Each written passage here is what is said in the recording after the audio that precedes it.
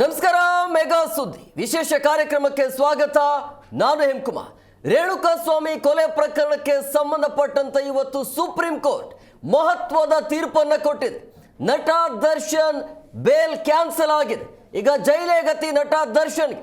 ಹಾಗಾದ್ರೆ ನಟ ದರ್ಶನ್ ಮುಂದೆ ಏನು ಮಾಡಬಹುದು, ಕಾನೂನಿನ ಹೋರಾಟ ಹೇಗಿರುತ್ತೆ ದರ್ಶನ್ ಕಡೆಯಿಂದ ಅಂತೇಳಿ ಈ ಒಂದು ತೀರ್ಪು ಬಂದಾದ ನಂತರ ಕಟ್ಟ ಕಡೆಯ ವ್ಯಕ್ತಿಗೂ ಕೂಡ ನ್ಯಾಯ ಸಿಗತ್ತೆ ಅನ್ನುವಂಥ ತೀರ್ಪು ಇದು. ಜನಪರ ತೀರ್ಪು.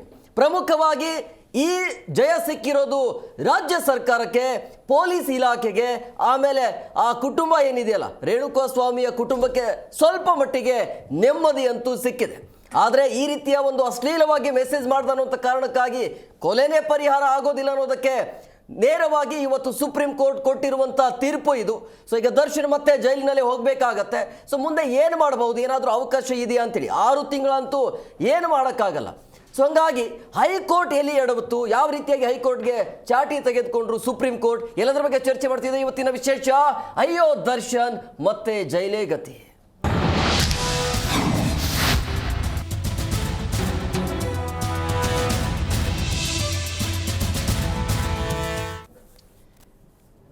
ಇತ್ತೀಚಿನ ನ್ಯಾಯಾಂಗ ವ್ಯವಸ್ಥೆಯನ್ನು ನೋಡ್ತಾ ಇದ್ರೆ ಪ್ರಮುಖವಾಗಿ ಜನರಲ್ಲಿ ಒಂದು ನಂಬಿಕೆ ಬರ್ತಾ ಇದೆ.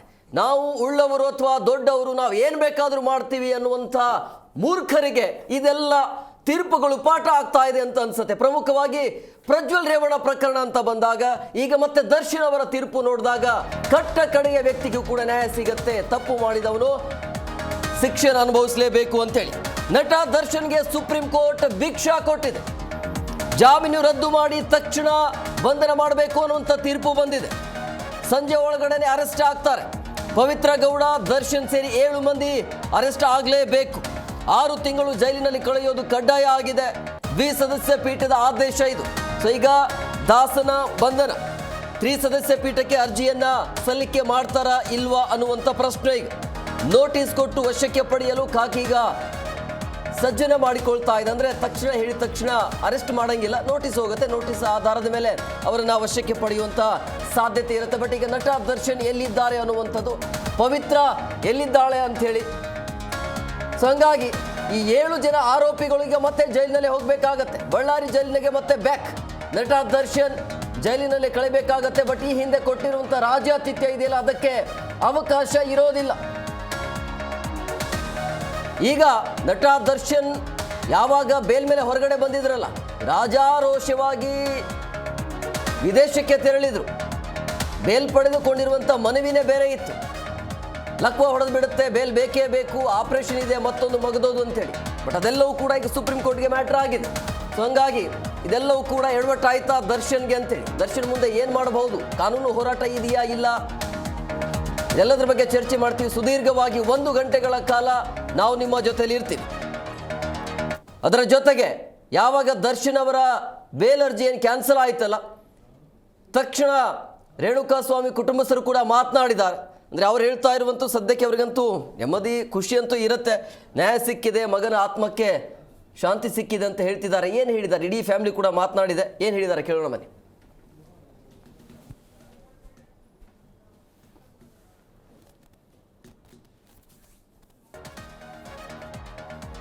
ನೋಡಿ, ಸುಪ್ರೀಂ ಕೋರ್ಟ್ ತೀರ್ಪಿಗೆ ರೇಣುಕಾಸ್ವಾಮಿಯ ಕುಟುಂಬ ಸಂತಸವನ್ನು ವ್ಯಕ್ತಪಡಿಸಿದೆ. ನ್ಯಾಯ ಸಿಕ್ಕಿದೆ, ಮಗನ ಆತ್ಮಕ್ಕೆ ಶಾಂತಿ ಸಿಕ್ಕಿದೆ ಅಂತ ಅವರ ತಾಯಿಯವರು ಹೇಳಿರುವಂಥದ್ದು. ಸೊ ಹಂಗಾಗಿ ಅವರ ಫ್ಯಾಮಿಲಿಯವರು ಅಂದರೆ ತಾಯಿ, ತಂದೆ ಮತ್ತು ಹೆಂಡತಿಯವರು ಕೂಡ ಮಾತನಾಡಿದ್ದಾರೆ. ಏನು ಹೇಳಿದ್ದಾರೆ ಕೇಳೋಣ. ಅಂದರೆ ಈ ತೀರ್ಪು ಬಂದಾದ ನಂತರ ಯಾರು ತಪ್ಪು ಮಾಡ್ಯಾರ ಅವ್ರ ಶಿಕ್ಷೆ ಆಗಲಿ ಅಷ್ಟೇ ಕೇಳ್ಕೊಂಡು. ಬೇಲ್ ಸಿಗುತ್ತೆ ಅನ್ನೋ ಒಂದು ನಿರೀಕ್ಷೆಯಲ್ಲೂ ಕೂಡ ಅವ್ರು ಇದ್ರು. ಅದಕ್ಕೆ ಫಾರಿನೆಲ್ಲ ಹೋದ್ರು, ಸಿಗುತ್ತೆ ಅನ್ನೋ ಒಂದು ಇದರಲ್ಲಿದ್ರು. ಅದಕ್ಕೆ ಕ್ಯಾನ್ಸಲ್ ಆಗಿದೆ. ನ್ಯಾಯ ಸಿಕ್ಕಂತ ಆಗಿದೆಯಾ? ಕಾನೂನಲ್ಲಿ ಎಲ್ಲರೂ ಸಮಾನವಾಗಿ ನೀವು ಎಕ್ಸ್ಪೆಕ್ಟೇಷನ್ ಇಟ್ಕೊಂಡಿದ್ರೆ ಅಂದರೆ ಬೇಲ್ ಸಿಗ್ಬೋದು ಅನ್ನೋ ಒಂದು ಇದರಲ್ಲಿ ಇದ್ರು ಎಲ್ಲರೂ ಕೂಡ. ನಿಮ್ಗೆ ಏನು ಅನಿಸ್ತಿತ್ತು ಅವ್ರು ನೋಡಿದಾಗ? ನಮಗೆ ಗೊತ್ತಿಲ್ಲ ಕಾನೂನಲ್ಲಿ ಏನು ಕೊಡ್ತಾರಂತ ಗೊತ್ತಿದ್ದಿಲ್ಲ. ಯಾವ ರೀತಿ ಶಿಕ್ಷೆ ಆಗಬೇಕು ಅಂತ ಇದೆಯಲ್ಲ ದೇವ್ರ ಕೈಯಲ್ಲಿ ಅಲ್ಲ, ಅಂಥವ್ರಿಗೆ ಯಾವ ರೀತಿ ಶಿಕ್ಷೆ? ಒಟ್ಟು ಯಾರು ತಪ್ಪು ಮಾಡ್ಯಾರ ಅವರಿಗೆ ಕೋರ್ಟ್ ಆದೇಶ. ಸುಪ್ರೀಂ ಕೋರ್ಟ್ ಕೂಡ ಹೇಳಿದೆ ಬೇಗನೆ ಕೇಸ್ ಮುಗಿಸ್ಬೇಕು, ಇದನ್ನ ಬೇಗ ಅದೇನಿದೆ ಕೂಡ ಕ್ಲಿಯರ್ ಮಾಡ್ಬೇಕಂತ ಹೇಳಿ. ನೀವೇನು ಹೇಳ್ತೀರಾ ಸುಪ್ರೀಂ ಕೋರ್ಟ್ ಯಾವ ರೀತಿ ಮನವಿ ಮಾಡ್ಕೊತೀರಾ? ಒಟ್ಟು ಯಾರು ತಪ್ಪು ಮಾಡ್ಯಾರ ಶಿಕ್ಷೆ ಆಗಲಿ ಅಷ್ಟೇ. ಯಾವ ರೀತಿ ಶಿಕ್ಷೆ ಆಗ್ಬೇಕಂತ ಆ ಕಾನೂನಲ್ಲಿ ಏನು ಕೊಡ್ತಾರ ಬುಕ್ ಇದೆಯಲ್ಲ ಅದ್ರಲ್ಲಿ ಏನೇನೋ ಬರ್ತಾ ಇದೆ, ಅಷ್ಟು ಕೋಟಿ ಕೊಟ್ಟರು, ಇಷ್ಟು ಕೋಟಿ ಕೊಟ್ಟರು, ಅದೆಲ್ಲ ಶುದ್ಧ ಸುಳ್ಳು, ಅದೆಲ್ಲ ಶುದ್ಧ ಸುಳ್ಳು. ಯಾವುದು ನಾವು ಯಾರ ಹತ್ರನೂ ದುಡ್ಡು ಕೇಳಿಲ್ಲ, ಯಾರು ಕೊಡೋಕ್ಕೂ ಬಂದಿಲ್ಲ, ಅದೆಲ್ಲ ಶುದ್ಧ ಸುಳ್ಳು. ಅದು ಯಾಕೆ ಹಂಗೆ ಆಗ್ತಾರೋ ಅದೇನು ಫೀಸ್ಬೇಕು ನಮಗಂತೂ ಅರ್ಥ ಆಗ್ತಿಲ್ಲ. ಅದರಿಂದ ಯಾರ ಕಡೆಯಿಂದನೂ ನಾವು ದುಡ್ಡು ಇಸ್ಕೊಂಡಿಲ್ಲ, ಯಾರೂ ನಮ್ಗೆ ಬಂದು ಕೊಡೋಕ್ಕೆ ಹೋಗಿಲ್ಲ, ಅವ್ರ ಸಂಪರ್ಕದಲ್ಲಿ ನಾವು ಯಾರೂ ಇಲ್ಲ. ಅದರಿಂದ ನಾವು ಏನು ಫೇಸ್ಬುಕ್ನ ಮಹಾಶಯರಿಗೆ ಹೇಳ್ತೀವಿ, ಇದ್ದ ಸಂಗತಿ ಏನಾರ ಇದ್ರೆ ತಮ್ಮ ಪರಿಪೂರ್ಣ ಗೊತ್ತಿದ್ರೆ ಹಾಕ್ರಿ, ಅಂತೆಕಂತಿ ವಿಚಾರಗಳು ಹಾಕಿ ಜನರನ್ನೆಲ್ಲ ದಿಕ್ ತಪ್ಪಿಸ್ಬೇಡ್ರಿ ಅಂತ ನಾವು ಕೇಳ್ಕೊಂತೀವಿ. ಅವ್ರು ಬಂದ್ರು, ಇವ್ರು ಬಂದ್ರು, ನೀವು ಅವ್ರು ಬಂದ್ರು, ಏನೇನೋ ಇವ್ರು ಮಾಹಿತಿ 10 ಕೋಟಿ ಕೊಟ್ಟರು, 20 ಕೋಟಿ ಕೊಟ್ಟರು, 10 ಪೈಸನ ನಾವು ಇಸ್ಕೊಂಡಿಲ್ಲ, 10 ಪೈಸನ ಇಸ್ಕೊಂಡಿಲ್ಲ ಅವ್ರ ಹತ್ರ. ಅವ್ರ ಸಂಪರ್ಕದಲ್ಲೂ ಇಲ್ಲ. ದಯಮಾಡಿ ಅವ್ರಿಗೆ ಯಾರು ಫೇಸ್ಬುಕ್ ಅವ್ರ ಅಭಿಮಾನಿಗಳು ಇರಲಿ, ಸಂತೋಷ, ಏನು ಬೇಕಾದರೂ ಆಗಲಿ, ಆದರೆ ಸುಳ್ಳು ಮಾಧ್ಯಮದಲ್ಲಿ ಇದನ್ನು ಮಾಡೋಕ್ಕೆ ಹೋಗಬೇಡ್ರಿ. ಅದರಿಂದ ನಮ್ಮ ಮನೆತನಕ್ಕೆ ಗೌರವ ಕುಂದು ಬರುತ್ತೆ, ನಮಗೆ ನೋವಾಗುತ್ತೆ, ಜನರಲ್ಲಿ ನಮ್ಮ ಬಗ್ಗೆ ಇದೊಂದು ವೇಳೆ ತಪ್ಪು ಅಭಿಪ್ರಾಯ ಬರುತ್ತೆ. ಅದರಿಂದ ದಯಮಾಡಿ ಅವ್ರಲ್ಲಿ ಕೈ ಮುಗಿದು ಕೇಳ್ತೀವಿ, ಆ ರೀತಿ ಮಾಡುವ. ಈಗ ಇದೇ ಪ್ರಕರಣಕ್ಕೆ ಸಂಬಂಧಪಟ್ಟಂಗೆ ರಮ್ಯಾ ಅವರಿಗೂ ಕೂಡ ಈ ರೀತಿ ಥ್ರೆಟನ್ ಮಾಡಿದ್ರು, ಫೇಸ್ಬುಕ್ಕಲ್ಲೆಲ್ಲ ಕೆಟ್ಟದಾಗಿ ಮಾಡಿ ಅವ್ರು ಕಂಪ್ಲೇಂಟ್ ಎಲ್ಲ ಮಾಡಿದ್ದಾರೆ. ಕೆಲವು ದರ್ಶನ್ ಅಭಿಮಾನಿಗೂ ಅರೆಸ್ಟ್ ಕೂಡ ಆಗಿದ್ದಾರೆ. ಅದು ಕಾನೂನು ಪ್ರಕ್ರಿಯೆ, ಅವ್ರಿಗಾದ್ರೂ ಕೂಡ ನೋವಾಗಿರ್ತೈತಿ, ಮಾಡಿರ್ತಾರೆ. ಸುಳ್ಳು ಯಾಕೆ ಹಾಕ್ಬೇಕಂತ ನಾನು ಹೇಳೋದು. ಅವ್ರ ಅಭಿಮಾನ ಇರಲಿ, ಏನು ಬೇಕಾದ್ರೂ ಮಾಡಲಿ, ಅವ್ರ ಹತ್ರ ಹೋಗ್ಬೇಕಾದ್ರೆ ಮಾಡಲಿ. ಆದರೆ ಇನ್ನೊಬ್ಬರ ಬಗ್ಗೆ ಹೇಳ್ಬೇಕಾದ್ರೆ ಮಾತಾಡ್ಬೇಕಾದ್ರೆ ಸತ್ಯಾಂಶ ಇರಬೇಕಲ್ಲ. ಯಾರು ಬೇಕಾದ್ರೂ ನೋಡೋದಿಲ್ಲ. ಅದೇನು ಫೇಸ್ಬುಕ್ ಅನ್ನೋದು ಫೇಕ್ ಬುಕ್ ಆಗಿದೆ ಇವತ್ತು. ಅದೆಲ್ಲ ಬರೀ ಸುಳ್ಳು. ಯಾವ ವಿಚಾರ ನನಗಂತೂ ಮಾಡಕ್ಕೆ ಬರಲ್ಲ, ನಾವು ನೋಡೋದೇ ಇಲ್ಲ, ಅದು ನೋಡೋಕೆ ಬರಲ್ಲ. ಮನೆಗೆ ಎಲ್ಲ ಹೇಳ್ತಿರ್ತಾರೆ ನಮ್ಮ ಹುಡುಗರವರೆಲ್ಲ, ಅದು ಸುಳ್ಳು. ದಯಮಾಡಿ ಅದನ್ನು ತಾವು ಮಾಧ್ಯಮದ ಮುಖಾಂತರ ಇಡೀ ಕರ್ನಾಟಕ ಜನಕ್ಕೆ ತಿಳಿಸ್ರಿ. ನ್ಯಾಯ ಸಿಕ್ತು ಅಂತ ಇಷ್ಟೊಂದು ಹೇಳ್ತೀನಿ ಅಷ್ಟೇ. ಅಲ್ಲ, ಇನ್ನೂ ಟ್ರಯಲ್ ಆಗಬೇಕು, ಟ್ರಯಲ್ ಆಗಬೇಕು ಅಷ್ಟೇ. ಈಗ ಬೇರೆ ಮೇಲೆ ಅವ್ರೇನು ಇದು ಮಾಡಿದ್ದಾರೆ ಅದಕ್ಕೆ. ಬೇಲ್ ಕ್ಯಾನ್ಸಲ್ ಆಗಿರೋ ವಿಚಾರ ಫಸ್ಟ್ ನಿಮಗೆ ಗೊತ್ತಾಯಿತು, ನೀವು ನಿಮ್ಮ ಮನೆಯವ್ರಿಗೆ ಹೇಳಿದ್ರು ಪೂಜೆ ಹೌದೌದು ಫಸ್ಟ್ ನಾವೇ ಅಲ್ಲ, ಅದು ನೋಡಿದಾಗ ಏನು ಅನಿಸ್ತು ನಿಮಗೆ? ಬೇರೆ ಕ್ಯಾನ್ಸಲ್ ಆಗಿ ನೋಡಿದ್ರಲ್ಲ, ಇಮಿಡಿಯೇಟಾಗಿ ಹೋಗಿ ಮನೆಯವ್ರಿಗೆ ಹೇಳಿದ್ರು, ಆ ಟೈಮಲ್ಲಿ ಏನು ಅನಿಸ್ತು? ಇಲ್ಲ, ನ್ಯಾಯ ಅಷ್ಟೇ. ಮಗನಿಗೆ ಆತ್ಮಕ್ಕೆ ಶಾಂತಿ ಸಿಕ್ತು, ಅಷ್ಟೊಂದು ಸಂತೋಷ ಪಡ್ಬೋದು. ಬೇಲ್ ಕಂಟಿನ್ಯೂ ಆಗುತ್ತೆ ಅನ್ನೋ ಖುಷಿಯಲ್ಲಿ ಫಾರಿನೆಲ್ಲ ಹೋಗಿದ್ದು, ಬೇಲ್ ಕ್ಯಾನ್ಸಲ್ ಆಗಿದೆ, ಅದಕ್ಕೆ ಏನು ಅನ್ಸುತ್ತೆ? ಅದು ಕಾನೂನು ಬಿಟ್ಟು ವಿಚಾರ ಅಲ್ವಾ, ನಾವು ಹೆಂಗೆ ಹೇಳಕ್ಕೆ ಆಗುತ್ತದು ಅವ್ರಿಗೆ, ಅದು ಅವ್ರಿಗೆ ಬಿಟ್ಟಿರೋದು ಕಾನೂನು. ಈ ಶಿಕ್ಷೆ ಆಗುತ್ತಾ ಅನ್ನೋ ನಂಬಿಕೆ ಬಂದಿದೆ ತಮಗೆ? ನ್ಯಾಯ ಸಿಗುತ್ತೆ ಅದು ಕೋರ್ಟಿಗೆ ನಿಲ್ಲಿಸುತ್ತೆ, ನನಗೆ ಗೊತ್ತಿಲ್ಲ. ಕಾನೂನು ಏನು ತೀರ್ಮಾನ ತಗೊಳುತ್ತೋ ಅದು ಕಾನೂನಿಗೆ ಯಾರು ಚೆಕ್ ಮಾಡಿದಾರೋ ಅವ್ರಿಗೆ ಶಿಕ್ಷೆ ಆಗುತ್ತೆ ಅಷ್ಟೇ. ನಾವು ಕೇಳ್ತೇವೆ ಏನು ಇವತ್ತಿನ ತೀರ್ಪಿನ ನಿಮಗೆ ನಂಬಿಕೆ ಬಂದಿದೆಯಾ ಅಂತ? ತೀರ್ಪು ಬಂದಿದೆಯಲ್ಲ? ಬಂದಿದೆ ನಮಗೆ ಕೋರ್ಟ್ ಮೇಲೆ ನಂಬಿಕೆ, ಕಾನೂನು ಮೇಲೆ ನಂಬಿಕೆ ಇದೆ. ಮೊದಲನೇದಾಗಿ ಸರ್ಕಾರ ಮತ್ತು ಪೊಲೀಸ್ ಇಲಾಖೆ ಇವರಿಗೆ ನಾನು ಕೃತಜ್ಞತೆಗಳನ್ನು ಸಲ್ಲಿಸ್ತೀನಿ. ಯಾಕಂದರೆ ಸರ್ಕಾರ ಈ ಹಂತದಲ್ಲಿ ಮುಂದಕ್ಕೆ ಹೋಗಲಿಲ್ಲ ಅಂದಿದ್ರೆ ಏನು ಗೊತ್ತಾಗ್ತಿರ್ಲಿಲ್ಲ. ಅದು ಯಾರು ತಪ್ಪಿದೆ, ಯಾರು ಇದಿದೆ ಅನ್ನೋದು ಗೊತ್ತಿಲ್ಲ. ಅದೇ ರೀತಿಯಾಗಿ ಮುಂದೆ ಸುಪ್ರೀಂ ಕೋರ್ಟು ಸಹ ನಾನು ಮಾಧ್ಯಮದಲ್ಲೇ ನೋಡ್ತಾ ಇದ್ದೆ, ಶೀಘ್ರವಾಗಿ ತ್ವರಿತವಾಗಿರ್ತಕ್ಕಂತಹ ರೀತಿಯಲ್ಲಿ ವಿಚಾರಣೆ ನಡೆಸಬೇಕು ಆ ಕೇಸನ್ನು ಅನ್ನುವಂಥದ್ದನ್ನು ಹೇಳಿದೆ. ನಿಜಕ್ಕೂ ನಾವು ಸಹ ತಮ್ಮ ಮೂಲಕ ಈಗಾಗಲೇ ಆಗ್ರಹ ಮಾಡಿದ್ವಿ, ಟ್ರಯಲ್ ಕೋರ್ಟು ಒಂದು ವಿಶೇಷವಾದ ಟ್ರಯಲ್ ಕೋರ್ಟಲ್ಲಿ ಆಗಬೇಕು ಅನ್ನುವಂಥದ್ದನ್ನು. ಆ ಪ್ರಕಾರ ಸುಪ್ರೀಂ ಕೋರ್ಟು ಸಹ ಹೇಳಿದೆ ಅಂಥೇಳಿ ಭಾವಿಸ್ತೀನಿ. ಖಂಡಿತ ಒಂದು ಇದರಿಂದ ನಮಗೇನು ಗೊತ್ತಾಗ್ತದೆ ಅಂದರೆ, ಯಾರೇ ತಪ್ಪು ಮಾಡಿದರೂ ಸಹ ಯಾವತ್ತೂ ತಪ್ಪಿಸ್ಕೊಳ್ಳಿಕ್ಕೆ ಸಾಧ್ಯ ಇಲ್ಲ ಅಂತಕ್ಕಂಥದ್ದು ಗೊತ್ತಾಗ್ತದೆ. ಒಂದು ಕಡೆ ಎಲ್ಲಾದ್ರೂ ತಪ್ಪಿಸ್ಕೊಂಡ್ರು, ಇನ್ನೊಂದು ಕಡೆ ಯಾಕಂದರೆ ನಾವು ಕಾನೂನಿನ ಬಗ್ಗೆ ಇನ್ನೂ ಹೆಚ್ಚು ಯಾವತ್ತೂ ಗೌರವ ಕೊಡ್ತೀವಿ, ಯಾವತ್ತೂ ಗೌರವ ಇದೆ. ಇನ್ನೂ ಹೆಚ್ಚು ನಮಗೆ ಇನ್ನೂ ಹೆಚ್ಚಿನ ಒಂದು ಗೌರವ ಉಂಟಾಗಿದೆ. ಯಾಕಂದರೆ ಯಾರು ತಪ್ಪು ಮಾಡಿದಾರೋ ಅವರಿಗೆ ಶಿಕ್ಷೆ ಆಗಿರ್ತಕ್ಕಂಥದ್ದು ನಿಜಕ್ಕೂ. ಅದೇ ರೀತಿಯಾಗಿ ಇನ್ನೂ ಏನು ಈ ಸಂದರ್ಭದಲ್ಲಿ ಹೇಳಬೇಕು ಬೇಡ ಗೊತ್ತಿಲ್ಲ ನನಗೆ. ಸ್ವಲ್ಪ ಈಗಾಗಲೇ ಅವ್ರು ಹೇಳಿದರು ಭಾವುಕರಾಗಿ, ಆ ಚಿಕ್ಕ ವಯಸ್ಸಿನ ಹೆಣ್ಮಗಳು, ಆ ಮಗು ಬೇರೆ ಇದೆ, ಅವರಿಗೆ ಸರ್ಕಾರ ಏನಾದರೂ ಮಾಡಿ ಒಂದು ವಿಶೇಷವಾದಂತಹ ಪ್ರಕರಣ ಅಂತ ಮಾಡಿ ಅವ್ರಿಗೊಂದು ಸೌಲಭ್ಯವನ್ನು ಕಲ್ಪಿಸ್ಕೊಡ್ಬೇಕು ಅವ್ರ ಜೀವನಕ್ಕೆ ಅನ್ನುವಂಥದ್ದು ಒಂದು ಮನವಿಯನ್ನು ಮಾಡ್ಕೊಳ್ಳಿಕ್ಕೆ ಈ ಸಂದರ್ಭದಲ್ಲಿ ಇಷ್ಟ. ಇಲ್ಲ, ಅದ್ರ ಬಗ್ಗೆ ಅಲ್ಲ ಸರ್, ಅದ್ರ ಬಗ್ಗೆ ನಮಗೇನು ಮಾಹಿತಿ ಇಲ್ಲ. ಒಂದೊಮ್ಮೆ ಅದು ಕೋರ್ಟ್ ಇದೆ, ಅದಕ್ಕೆ ತಕ್ಕಂಥದ್ದು ಕಾನೂನಿದೆ. ಅದು ಆ ರೀತಿ ಇದ್ದರೆ ಆ ಕಾನೂನಿಗೆ ವ್ಯಾಪ್ತಿಗೆ ಅದೇನಾಗುತ್ತೋ ಅದು ಆಗಲಿ ಸರ್. ಮೊದಲನೇದಾಗಿ ಪವಿತ್ರ ಗೌಡ ಹಾಗೂ ದರ್ಶನ್ ಸೇರಿ 7 ಮಂದಿ ಈಗ ಅರೆಸ್ಟ್ ಆಗ್ತಾರೆ ಇನ್ನೇನು ಕೆಲವೇ ಕ್ಷಣಗಳಲ್ಲಿ. ಪವಿತ್ರ ಗೌಡ ಈಗಾಗಲೇ ಶರಣಾಗತಿ ಆಗಿದ್ದಾರೆ. ಈಗ ನೆಕ್ಸ್ಟ್ ದರ್ಶನ್, ಉಳಿದಿರುವಂಥ ಆರೋಪಿಗಳು ಯಾರೆಲ್ಲ ಉಳಿದಿದ್ದಾರೆ ಅವರೆಲ್ಲರೂ ಕೂಡ ಅರೆಸ್ಟ್ ಆಗ್ತಾರೆ. ನೋಡಿ, ಮನೆಗೆ ಹೋಗಿ ಕರ್ಕೊಂಡು ಬರ್ತಾ ಇದ್ದಾರೆ. ದೃಶ್ಯಾವಳಿಯಲ್ಲಿ ಕೂಡ ನೀವು ಗಮನಿಸ್ತಾ ಇದ್ರಿ. A1 ಆರೋಪಿ ಪವಿತ್ರ ಗೌಡನನ್ನ ಕರ್ಕೊಂಡು ಬರ್ತಾ ಇರುವಂಥ ದೃಶ್ಯಾವಳಿಯನ್ನು ನೋಡ್ತಾ ಇದ್ರಿ. ಪರಪ್ಪನ ಅಗ್ರಹಾರ ಜೈಲಿನಲ್ಲೇ ಇರಬೇಕಾಗತ್ತೆ. ಈ ಹಿಂದೆ ಯಾವ ರೀತಿಯಾಗಿ ರಾಜಾತಿಥ್ಯ ಇತ್ತಲ್ಲ, ಮನೆಯ ಊಟ ಬಹುಶಃ ಈಗಿನ ಮೇಲೆ ಇಲ್ಲ. ನಟ ದರ್ಶನ್ಗೆ ಸುಪ್ರೀಂ ಕೋರ್ಟ್ ಕೊಟ್ಟಿರುವಂಥ ಬಿಗ್ ಶಾಕ್ ಇದು. ಏನು ಮಾಡೋಕ್ಕಾಗಲ್ಲ, ನೀವು ತಪ್ಪಿಸ್ಕೊಂಡ್ರು ಮತ್ತೆ ಬೇರೆ ರೀತಿಯ ಪರಿಣಾಮ ಬೀರುತ್ತೆ. ಸೊ ಹಂಗಾಗಿ ಸುಪ್ರೀಂ ಕೋರ್ಟ್ ಆದೇಶ ಬಂದಾದ ನಂತರ ಏನಿದೆ ಅದನ್ನು ಪಾಲನೆ ಮಾಡಲೇಬೇಕಾಗತ್ತೆ. ಅವರ ಮನೆಗೆ ತೆರಳಿ, ಪೊಲೀಸ್ನವರು ಅವರ ಮನೆಗೆ ತೆರಳಿ ಕರ್ಕೊಂಡು ಬರ್ತಾ ಇರುವಂಥ ದೃಶ್ಯಾವಳಿಯನ್ನು ಗಮನಿಸ್ತಾ ಇದ್ರಿ. ಇನ್ನೇನು ಕೆಲವೇ ಕ್ಷಣಗಳಲ್ಲಿ ನಟ ದರ್ಶನ್ ಕೂಡ ಶರಣ ಆಗ್ತಾರೆ. ಆಮೇಲೆ ಉಳಿದಿರುವಂಥ ಎಲ್ಲ ಆರೋಪಿಗಳು ಈಗ ನಟ ದರ್ಶನ್ ಬಳ್ಳಾರಿ ಜೈಲಿನಲ್ಲಿ ಇದ್ರಲ್ಲ, ಅಲ್ಲೇ ಅವ್ರನ್ನ ಹಾಕ್ತಾರೆ. ಇನ್ನು ಪರಪ್ಪನ ಅಗ್ರಹಾರಕ್ಕೆ ಪವಿತ್ರ ಗೌಡ ಅವರು ಹೋಗ್ತಾರೆ. ಈಗ 6 ತಿಂಗಳ ಜೈಲಿನಲ್ಲೇ ಇರಬೇಕಾಗತ್ತೆ. ಏನೇ ಇದ್ರೂ ಕೂಡ ಮುಂದೆ ಕಾನೂನಿನ ಹೋರಾಟ ಇರುತ್ತೆ. ರೇಣುಕಾ ಸ್ವಾಮಿ ಅಂದರೆ ಅಶ್ಲೀಲವಾಗಿ ಮೆಸೇಜ್ ಮಾಡ್ದ ಅನ್ನುವಂಥ ಕಾರಣಕ್ಕಾಗಿ, ಕಾಮೆಂಟ್ಗಳನ್ನು ಮಾಡ್ದ ಅಥವಾ ಅಶ್ಲೀಲವಾಗಿರುವಂಥ ಫೋಟೋ ವಿಡಿಯೋಗಳನ್ನು ಕಳಿಸಿದ್ದ ಅನ್ನುವಂಥ ಕಾರಣಕ್ಕಾಗಿ ಆತನಿಗೆ ಕರೆಸಿ ಕೊಲೆ ಮಾಡಿರುವಂಥ ಪ್ರಕರಣ ಇದು. ಎಲ್ಲ ವಿದ್ವಾಂಸಗಳು ಕೂಡ ಲೈವಲ್ಲೇ ಇತ್ತು, ಎಲ್ಲ ದಾಖಲಾತಿ ಇದ್ರೂ ಕೂಡ ಯಾಕೋ ಬೇಲ್ ಕೊಡ್ತು ಇವರಿಗೆ. ಸೊ ಅದನ್ನು ಪ್ರಶ್ನಿಸಿ ರಾಜ್ಯ ಸರ್ಕಾರ ಸುಪ್ರೀಂ ಕೋರ್ಟ್ ಮೇಲ್ಮನವಿ ಸಲ್ಲಿಸಿರುವಂಥ ಹಿನ್ನೆಲೆಯಲ್ಲಿ ಸುಪ್ರೀಂ ಕೋರ್ಟ್ ಇವತ್ತು ಮಹತ್ವದ ತೀರ್ಪು ಹೈಕೋರ್ಟ್ಗೂ ಕೂಡ ಚಾಟಿ ಬೀಸಿದೆ. ಅಂದರೆ ಹೈಕೋರ್ಟ್ ತೀರ್ಪಿನಲ್ಲಿ ಲೋಪದೋಷ ಇರುವಂಥ ಹಿನ್ನೆಲೆಯಲ್ಲಿ ಇವರ ಒಂದು ತೀರ್ಪು ಕ್ಯಾನ್ಸಲ್ ಆಗಿದೆ. ಆಪರೇಷನ್ ಮಾಡಿಸ್ಲೇಬೇಕು, ಇಲ್ಲಾಂದರೆ ದೊಡ್ಡ ಮಟ್ಟದಲ್ಲಿ ಸಮಸ್ಯೆ ಆಗುತ್ತೆ ಅಂತ ಬೇಲ್ ಪಡೆದುಕೊಂಡ್ರು. ಬಟ್ ಅದು ಆಪರೇಷನ್ ಏನಾಯಿತು ಅನ್ನುವಂಥದ್ದು. ಆಮೇಲೆ ಈಗ ಟ್ರಯಲ್ ಕೂಡ ನಡೆಯುತ್ತೆ, ಅಲ್ಲಿ ಯಾವ ರೀತಿಯಾಗಿ ವಿಚಾರಣೆ ಆಗುತ್ತೆ, ಅಲ್ಲಿ ಇವರ ಸ್ಟೇಟ್ಮೆಂಟ್ ಹೇಗಿರುತ್ತೆ ಅದು ಕೂಡ ಇರುವಂಥದ್ದು.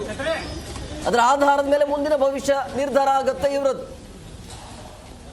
ಬಟ್ ಇಲ್ಲಿ ಜಯ ಸಿಕ್ಕಿರುವಂಥದ್ದು ರಾಜ್ಯ ಸರ್ಕಾರಕ್ಕೆ, ಪೊಲೀಸ್ ಇಲಾಖೆಗೆ.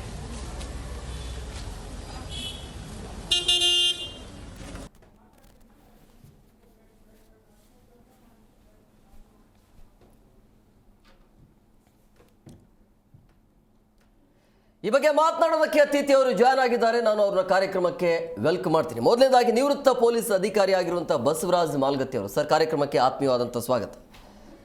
ಹಾಗೆಯೇ ಹೈಕೋರ್ಟ್ ವಕೀಲರಾಗಿರುವಂಥ RLN ಮೂರ್ತಿ ಅವರು, ಸರ್ ತಮಗೂ ಕೂಡ ಕಾರ್ಯಕ್ರಮಕ್ಕೆ ಆತ್ಮೀಯವಾದಂಥ ಸ್ವಾಗತ.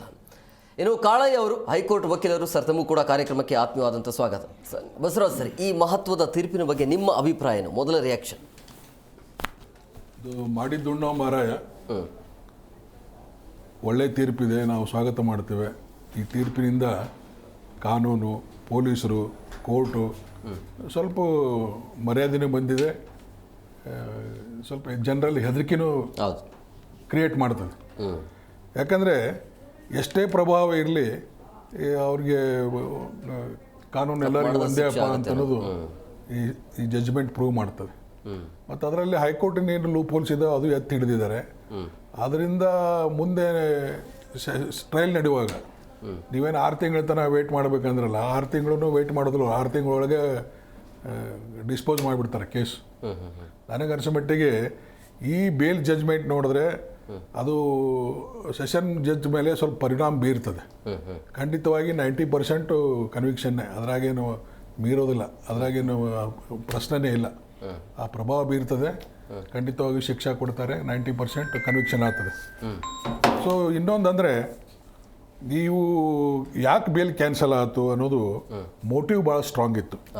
ನಂತರ ಬ್ರೂಟಲ್ ಮರ್ಡರು, 35-40 ಇಂಜುರಿಗಳಿದ್ದು, ಕಿಡ್ನ್ಯಾಪ್ ಪ್ರೂವ್ ಆಗಿತ್ತು, ವಿಡಿಯೋ ರೆಕಾರ್ಡು ಎಲ್ಲ ಸೀಜ್ ಮಾಡಿದ್ರು.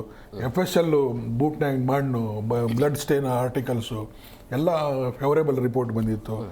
ನಂತರ ಈ ಸರ್ಕಮ್ಸ್ಟೆನ್ಸ್ ಎವಿಡೆನ್ಸು 164 ಮಾಡಿಸಿದ್ರು.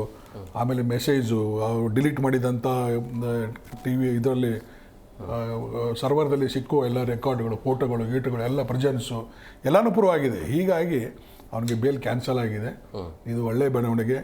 ಇದು ಒಂದೇ ಕೇಸಲ್ಲ, ಇದು ಲ್ಯಾಂಡ್ ಮಾರ್ಕ್ ಜಜ್ಮೆಂಟು. ಮುಂದೆ ಬರುವಂಥ ಜಡ್ಜ್ಗಳು ಏನು ಇಲ್ಲಿ ಇಬ್ಬರು ವಕೀಲರು ಇದ್ದಾರೆ, ಅವರಿಗೆಲ್ಲ ಗೊತ್ತಿದೆ. ಎಲ್ಲ ಹೈಕೋರ್ಟ್ ಅಥವಾ ಸುಪ್ರೀಂ ಕೋರ್ಟ್ ಜಜ್ಮೆಂಟನ್ನು ರೆಫರ್ ಮಾಡ್ತಿರ್ತಾರೆ. ನೋಡಿ, ಈ ಜಜ್ಮೆಂಟ್ ಪ್ರಕಾರ ಇವಂಗೆ ಬಿಡುಗಡೆ ಆಗಿತ್ತು, ಈ ಜಜ್ಮೆಂಟ್ ಪ್ರಕಾರ ಇವ್ ಒಳ ಹೋಗಿದ್ದ, ಇವಂಗೆ ಬಿಡುಗಡೆ ಆಗಲಿಲ್ಲ. ಇದು ಒಂದು ಎಲ್ಲ ಏನು ಬೇಲ್ ಅಪ್ಲಿಕೇಶನ್ ಹಾಕ್ತಾರೆ ಅದೊಂದು ಲ್ಯಾಂಡ್ ಮಾರ್ಕ್ ಜಜ್ಮೆಂಟ್ ಇದ್ದಂಗೆ. ಸುಪ್ರೀಂ ಕೋರ್ಟ್ ಜಜ್ಮೆಂಟ್ ಅಂದರೆ ಲಾ ಇದ್ದಂಗೆ, nothing but a law. So ಇದು ಒಳ್ಳೆ ಇದಕ್ಕೆ ಇದರಿಂದ ಎಲ್ಲ ಬಲಿಷ್ಠರಿಗೂ ಒಂದು ಪಾಠ.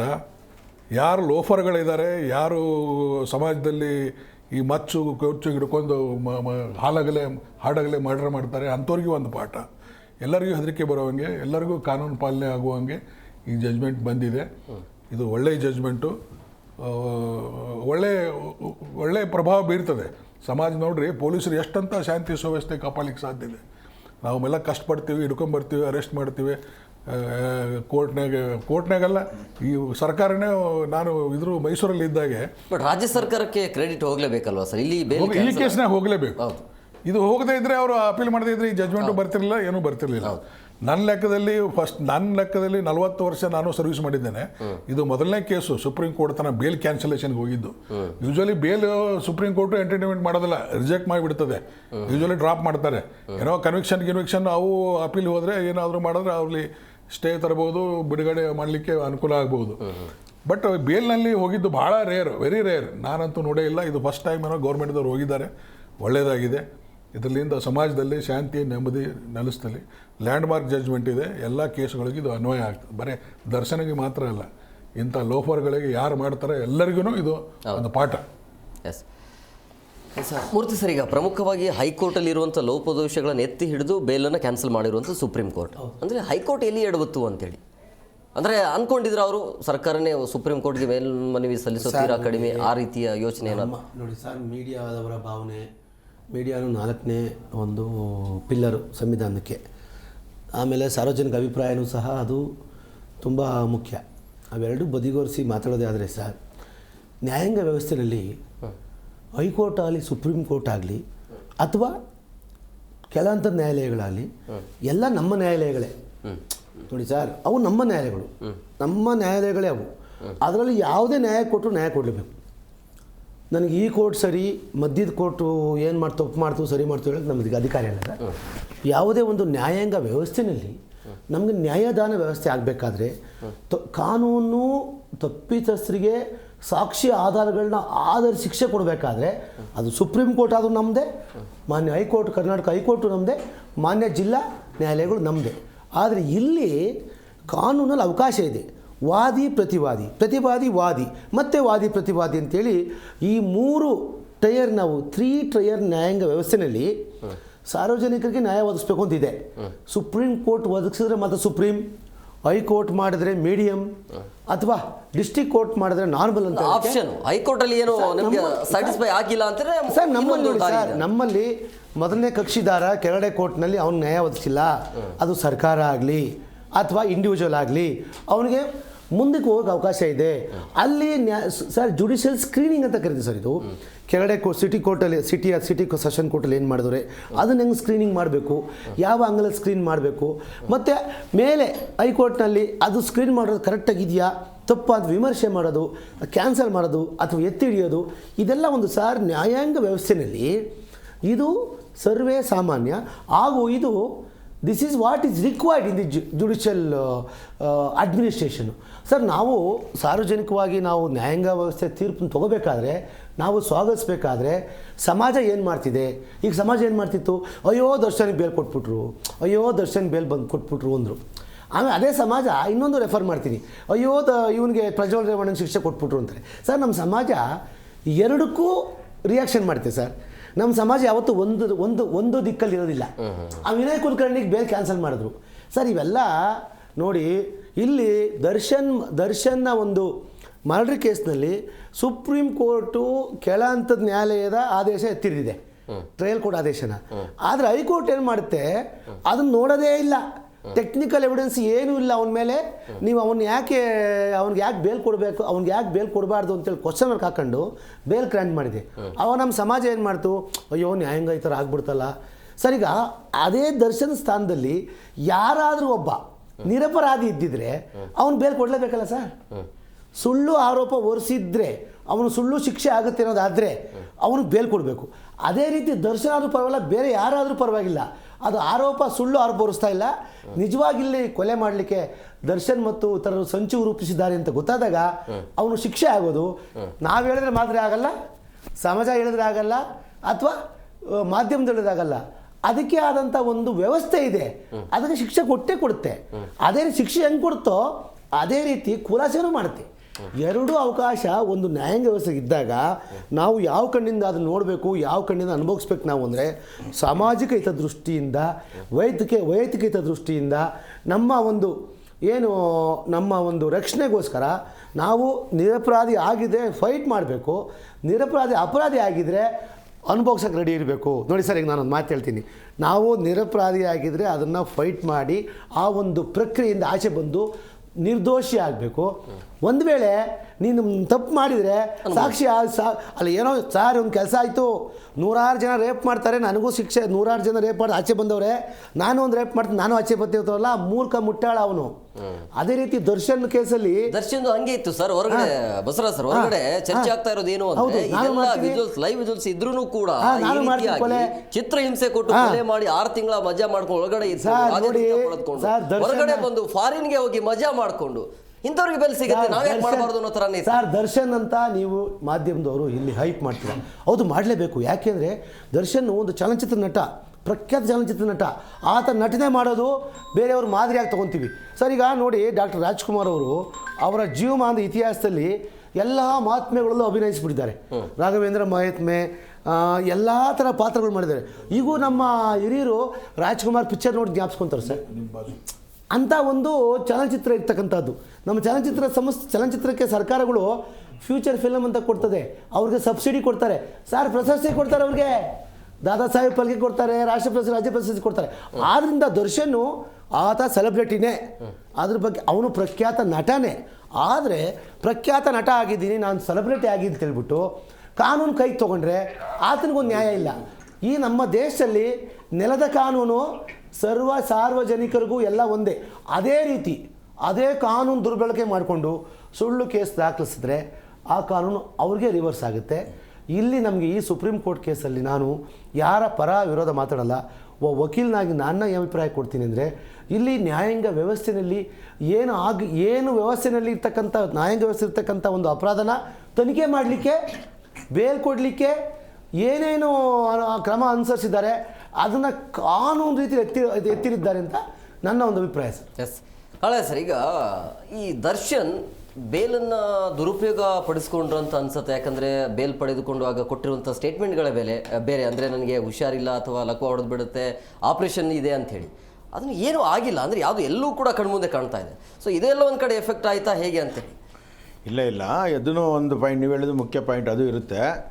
ಈಗ ನಾವು ಅವರು ಯಾವುದು ಕಂಡೀಷನ್ ಮೇಲೆ ನಮ್ಗೆ ಬೇಲ್ ಕೊಟ್ಟರು ಆ ಥರ ನಾವು ನಡ್ಕೊಂಡಿಲ್ಲ, ಅದು ಎಲ್ಲ ಸಮಾಜಕ್ಕೆ ಗೊತ್ತದು. ಅದು ಒಂದು ಪರಿಣಾಮ ಬೀರ್ತು ಕೋರ್ಟ್ಗೆ. ಅದು ಎಲ್ಲ ಅಂದರೆ ಮೂಲ ದಾಖಲೆ ಇತ್ತು, ಸರ್ಕಮ್ಟೆನ್ಸು ಇತ್ತು, ಏನಿದೆ ಎವಿಡೆನ್ಸು, ಮತ್ತು ಇಲ್ಲೇನಾಗಿದ್ರು ಡಾಕ್ಯುಮೆಂಟ್ ಏನು ಹಾಕಿದ್ರು, ಅದಕ್ಕಿಂತ extraordinary high court supreme court study ಮಾಡ್ತು ಈ ಕೇಸಲ್ಲಿ. ಇಲ್ಲಿ ಯಾವುದು ತಾಂತ್ರಿಕ ಒಂದು ಇಟ್ಕೊಂಡು ಒಂದು ಬೇಲ್ ಮಾಡ್ತಾರೆ ಅಷ್ಟೇ, ಇಲ್ಲಿ ಅದನ್ನು ರೆಗ್ಯುಲರ್ ಮಾಡ್ತಾರೆ ಇಲ್ಲಿ. ಆಮೇಲೆ ಅದು ಬೇರೆ ವಿಚಾರ ಆಯ್ತದು, ಅದೆಲ್ಲರಿಗೂ ಗೊತ್ತು, ಮೀಡಿಯಾಗೂ ಗೊತ್ತು ಮತ್ತು ಸಮಾಜಕ್ಕೂ ಗೊತ್ತು, ಎಲ್ಲ ಸಂದೇಶನೂ ಎಲ್ಲ ತಿಳ್ಕೊಂಡಿದ್ದಾರೆ. ಇವನ್ ಚಿಕ್ಕ ಮಗು ಗೊತ್ತು ಆ ವಿಚಾರ ಏನಾಯ್ತು ದರ್ಶನ್ ಕೇಸು ಅಂತ. ಆ ಲೆವೆಲ್ಗೆ ಅದು ರೀಚ್ ಆಯಿತು. ಇಲ್ಲೇನಾಯಿತು, ನೀವು ಹೇಳ್ದಂಗೆ ಪಾಯಿಂಟು ನೀವು ಹೇಳಿದ್ದು ಕರೆಕ್ಟಾಗಿದೆ. ಅವರು ಬಂದಮೇಲೆ ನಾನು ಅಲ್ಲಿದ್ದರೆ ನನ್ನ ಕಾಯಿಲೆ ಬರುತ್ತೆ, ನಾನು ಅಲ್ಲಿದ್ದಾಗ ಹೊರಗಡೆ ಇದ್ದರೆ ನನಗೇನೋ ಪ್ಯಾರಲಿಸಿಸ್ ಹೊರಬಿಡುತ್ತೆ, ಇಲ್ಲ ಬೆನ್ನು ಮೂಳೆ ಇದಾಗ್ಬಿಡುತ್ತೆ ಅಂತೆಲ್ಲ ಹೇಳ್ದಂಥದ್ದೆಲ್ಲ ಕರೆಕ್ಟ್ ಕಂಡೀಷನ್ ಆಗಿತ್ತದು. ಅದೇ ಥರ ಬಂದಮೇಲೆ ಅವರು ಸರ್ಜರಿಗೆ ಹೋಗಿಲ್ಲ, ನನಗೆ ಅಲ್ಲೇ ಸರೋಗ್ಬಿಡ್ತು, ಚೆನ್ನಾಗಾಗ್ಬಿಟ್ಟೆ ಅಂತ ಹೇಳಿದ್ರು. ಅದು ಒಂದು ಕಡೆ ದೊಡ್ಡ ಒಂದು ಪ್ರಮುಖ ವಿಷಯ ಆಗ್ಬಿಡ್ತು ಅವ್ರಿಗೆ. ಯಾರಿಗೆ? ಈ ಕೋರ್ಟ್ಗೆ. ಇಲ್ಲಿ ಏನು ಲೋಪದೋಷ ಆಗಿದೆ, ಏನು ಹೈಕೋರ್ಟಲ್ಲಿ ಏನು ಮಾಡಿದ್ದಾರೆ ಅನ್ನೋದು ಆಲ್ರೆಡಿ ಸುಪ್ರೀಂ ಕೋರ್ಟು ಆಲಿಸ್ತಾ ಇತ್ತು. ಈ ಜಡ್ಜ್ ನಮ್ಮೆಲ್ಲ ಮಾಡಿದಂಥ ಜಡ್ಜು ಅಜಿತ್ ಅವ್ರು ಏನು ಮಾಡಿದ್ರು ಅಲ್ಲಿ ಕರೆಕ್ಟಾಗಿ ಅವ್ರು ಪಾಲನೆ ಮಾಡ್ತಾಯಿದ್ರು. ಆಮೇಲೆ ಸರ್ಕಾರ ಇಲ್ಲಿ ಇನ್ನೊಂದು ಮಧ್ಯದಲ್ಲಿ ಒಂದು ಪಾಯಿಂಟ್ ಹೇಳ್ತೀನಿ, ಸರ್ಕಾರ ಮತ್ತು ನ್ಯಾಯವಾದಿಗಳು, ನ್ಯಾಯಾಧೀಶರು ಮತ್ತು ಪೊಲೀಸರಿಗೆ ಮತ್ತು ಸಮಾಜಕ್ಕೆ ಎಲ್ಲರೂ ಗೌರವ ಬಂದಿದೆ ಇದರಿಂದ. ಜೊತೆ ಬಂದಿದೆ ಅನ್ನೋ ಪರವಾಗಿ ಸಮಾಜಕ್ಕೆ ಒಂದು ದೊಡ್ಡ ಸಂದೇಶನೂ ಸಹ ಹೋಗಿದೆ ಇದರಲ್ಲಿ. ಈ ಸಂದೇಶ ಹೆಂಗಿದೆ ಅಂದರೆ, ಈಗ ಒಂದು ನಿಮ್ಮಲ್ಲಿ ನೋಡಿ, ಸುಪ್ರೀಂ ಕೋರ್ಟ್ ಆದೇಶ ಮಾಡಿದ್ದಾರೆ, ನಾವು ಮಾಡಿರೋದು ಮತ್ತು ತೀರ್ಪು ಐತಿಹಾಸಿಕ ತೀರ್ಪು, ಇದು ಏನೋ ಲ್ಯಾಂಡ್ ಮಾರ್ಕ್ ಜಡ್ಜ್ಮೆಂಟು, ಇದು ಎಲ್ಲ ಸ್ಟೇಟ್ಗೂ ಎಲ್ಲ ನ್ಯಾಯಾಲಯ ಇದು ಏನು ಜೈಲುಗಳಿಗೂ ರಾವಣಿಸ್ಬೇಕಿದು, ಇಮಿಡಿಯೇಟ್ಲಿ ಇದು ಆಕ್ಷನ್ ಆಗಬೇಕು. ಮತ್ತು ಅಲ್ಲೇನಾದರೂ ಕೆಟ್ಟ ಆಗ್ಬಿಟ್ಟು ಸರ್ ನನಗೆ ಮತ್ತೆ ಅಲ್ಲಿಂದ ರಿಪೋರ್ಟ್ ಬರಬೇಕು ನನಗೆ. ಅವು ಈಗ ಏನಾಗಿದೆ ಅವ್ರನ್ನ ಸಸ್ಪೆಂಡ್ ಮಾಡಬೇಕು ಇಮಿಡಿಯೇಟ್ಲಿ ನೀವು, ಅವ್ರನ್ನ ಈಗ ಕೂಡಲೇ ಸಸ್ಪೆಂಡ್ ಮಾಡಬೇಕು ನೀವು. ಇಂಥ ಪಂಚಾಯತ್ ವ್ಯವಸ್ಥೆ ಇರಬಾರ್ದು, ಕಾಪಿಟಿ ಇರಬಾರ್ದು, ಮೊದಲಿನ ಥರ ರಾಜ್ಯಾತೀತ ಇಲ್ಲ, ರಾಜ್ಯಾತೀತ ಪಂಚತಾರನೇ ಇರಬಾರ್ದು. ಅಲ್ಲಿ ಪಂಚತಾರನೂ ಇತ್ತು ಬೇರೆ ಕಡೆ. ಎಂಥ ವ್ಯವಸ್ಥೆ ಇದ್ರೂ ಜೈಲಧಿಕಾರಿಗಳು ವೀಕ್ಷಣೆ ಇರಬೇಕು, ಪೊಲೀಸರು ವೀಕ್ಷಣೆ ಇರಬೇಕು, ಮೇಲ್ಮಟ್ಟದ ಅಧಿಕಾರಿಗಳ ಮೇಲೂ ಇದು ಈಗ ಅವ್ರ ಮೇಲೆ ಪರಿಣಾಮ ಬೀರ್ತದೆ. ಅವರು ವಾಚ್ ಮಾಡ್ತಾ ಇದ್ದಾರೆ ಈಗ ಅವ್ರನ್ನ. ಎಂಥ ಕೆಟ್ಟ ಪರಿಸ್ಥಿತಿ ಅಂದರೆ ಇದು ಇನ್ನು ಮುಂದೆ ಅದೇನು ಒಂದು ನ್ಯಾಯಾಲಯಕ್ಕೆ ಇಲ್ಲ ಒಂದು ಕೋರ್ಟ್ಗೆ ಸೀಮಿತ ಮಾಡಿದವರು, ಇದು ಇಡೀ ನಮ್ಮ ದೇಶಕ್ಕೇ ಮಾದರಿವಾದಂಥ ಒಂದು ಜಡ್ಜ್ಮೆಂಟ್ ಕೊಟ್ಟರು. ಇದೇನಾಗ್ತೈತೆ ಅಂದರೆ ಸಣ್ಣ ಪುಟ್ಟ ಗಲಾಟೆ ಮಾಡಿಕೊಂಡು ಇಲ್ಲ ಅಫೆನ್ಸ್ ಮಾಡಿಕೊಂಡು ಜೈಲಿಗೆ ಹೋಗ್ಬಿಟ್ಟು ಎಂಟ್ರಿ ಕೊಟ್ಟು ಅಲ್ಲಿ ವ್ಯವಹಾರ ಮಾಡ್ಕೊ ಬರ್ತಾಯಿದ್ರು. ಈಗ ಈ ಥರ ನಡೆಯಲ್ಲ, ಇನ್ನು ಜೈಲಿಗೆ ಹೋಗಕ್ಕೆ ಆಗಲ್ಲ. ಇನ್ನು ಅಲ್ಲಿ ಹೋದ್ರೂ ಈ ಥರ ಏನೇ ಬಾಸ್ ಆಗಿದ್ರು ಮನೆಯಲ್ಲಿ ಮಾತ್ರ ಬಾಸು, ಅಲ್ಲಿ ಆಗಲ್ಲ. ಈಗ ಜೈಲಲ್ಲಿ ನಾನು ಕಾನೂನೇ ಮಾತಾಡ್ತಾ ಇರೋದು, ಅಲ್ಲಿ ಆಗಲ್ಲ. ಇನ್ನು ಆ ಥರ ಬಿಟ್ಕೊಡಲ್ಲ. ಇನ್ನು ಅಲ್ಲೋದ್ರಂಥ ವ್ಯವಸ್ಥೆನೂ ಇರಲ್ಲ, ಏನು ಸಿಗಲ್ಲ ಅಲ್ಲಿ ನಿಮಗೆ. ಏನಿದೆ ನಮ್ಮ ಮೇಲೆ ಅಷ್ಟು ಚೌಕಟ್ಟಲ್ಲೇ ನಾವು ಜೀವನ ಮಾಡ್ಬೇಕು ನಾವಲ್ಲಿ. ಈ ಥರ ಒಂದು ಪರಿಸ್ಥಿತಿ ಇದೆ. ಆಮೇಲೆ ಇನ್ನೊಂದು, ಹೆಣ್ಣಿನ ಹಿಂದೆ ಬಿದ್ದರೆ ಏನಾಗುತ್ತೆ ಇನ್ನೊಂದು ಅದ್ರ ಜೊತೆಗೆ ಹೇಳ್ತೀನಿ. ಬಸವರಾಜ್ ಸರ್, ಈ ಪ್ರಜ್ವಲ್ ರೇವಣ್ಣ ಮತ್ತು ದರ್ಶನ್ ಪ್ರಕರಣವನ್ನು ನೋಡಿದಾಗ ನ್ಯಾಯದೇವತೆ ಇದ್ದಾರೆ, ಕಟ್ಟ ಕಡೆ ವ್ಯಕ್ತಿಗೂ ಕೂಡ ನ್ಯಾಯ ಸಿಗತ್ತೆ ಅನ್ನುವಂಥ ಒಂದು ಸಂದೇಶ ಅಂತ ಹೋಗಿದೆ. ಸೊ ಈ ಎರಡು ಕೇಸ್ ಬಗ್ಗೆ ನಿಮ್ಮ ಅಭಿಪ್ರಾಯ ಏನು ಸರ್? ನಾನು ಅನೇಕ ಪ್ರಕರಣ ಬಗ್ಗೆ ನೋಡಿದ್ದೇನೆ, ಅನೇಕ ಕೇಸುಗಳು ಪ್ರಭಾವ ಬೀರಿ ಹಳ್ಳ ಹಿಡಿದಿದ್ದು ನೋಡಿದೆ.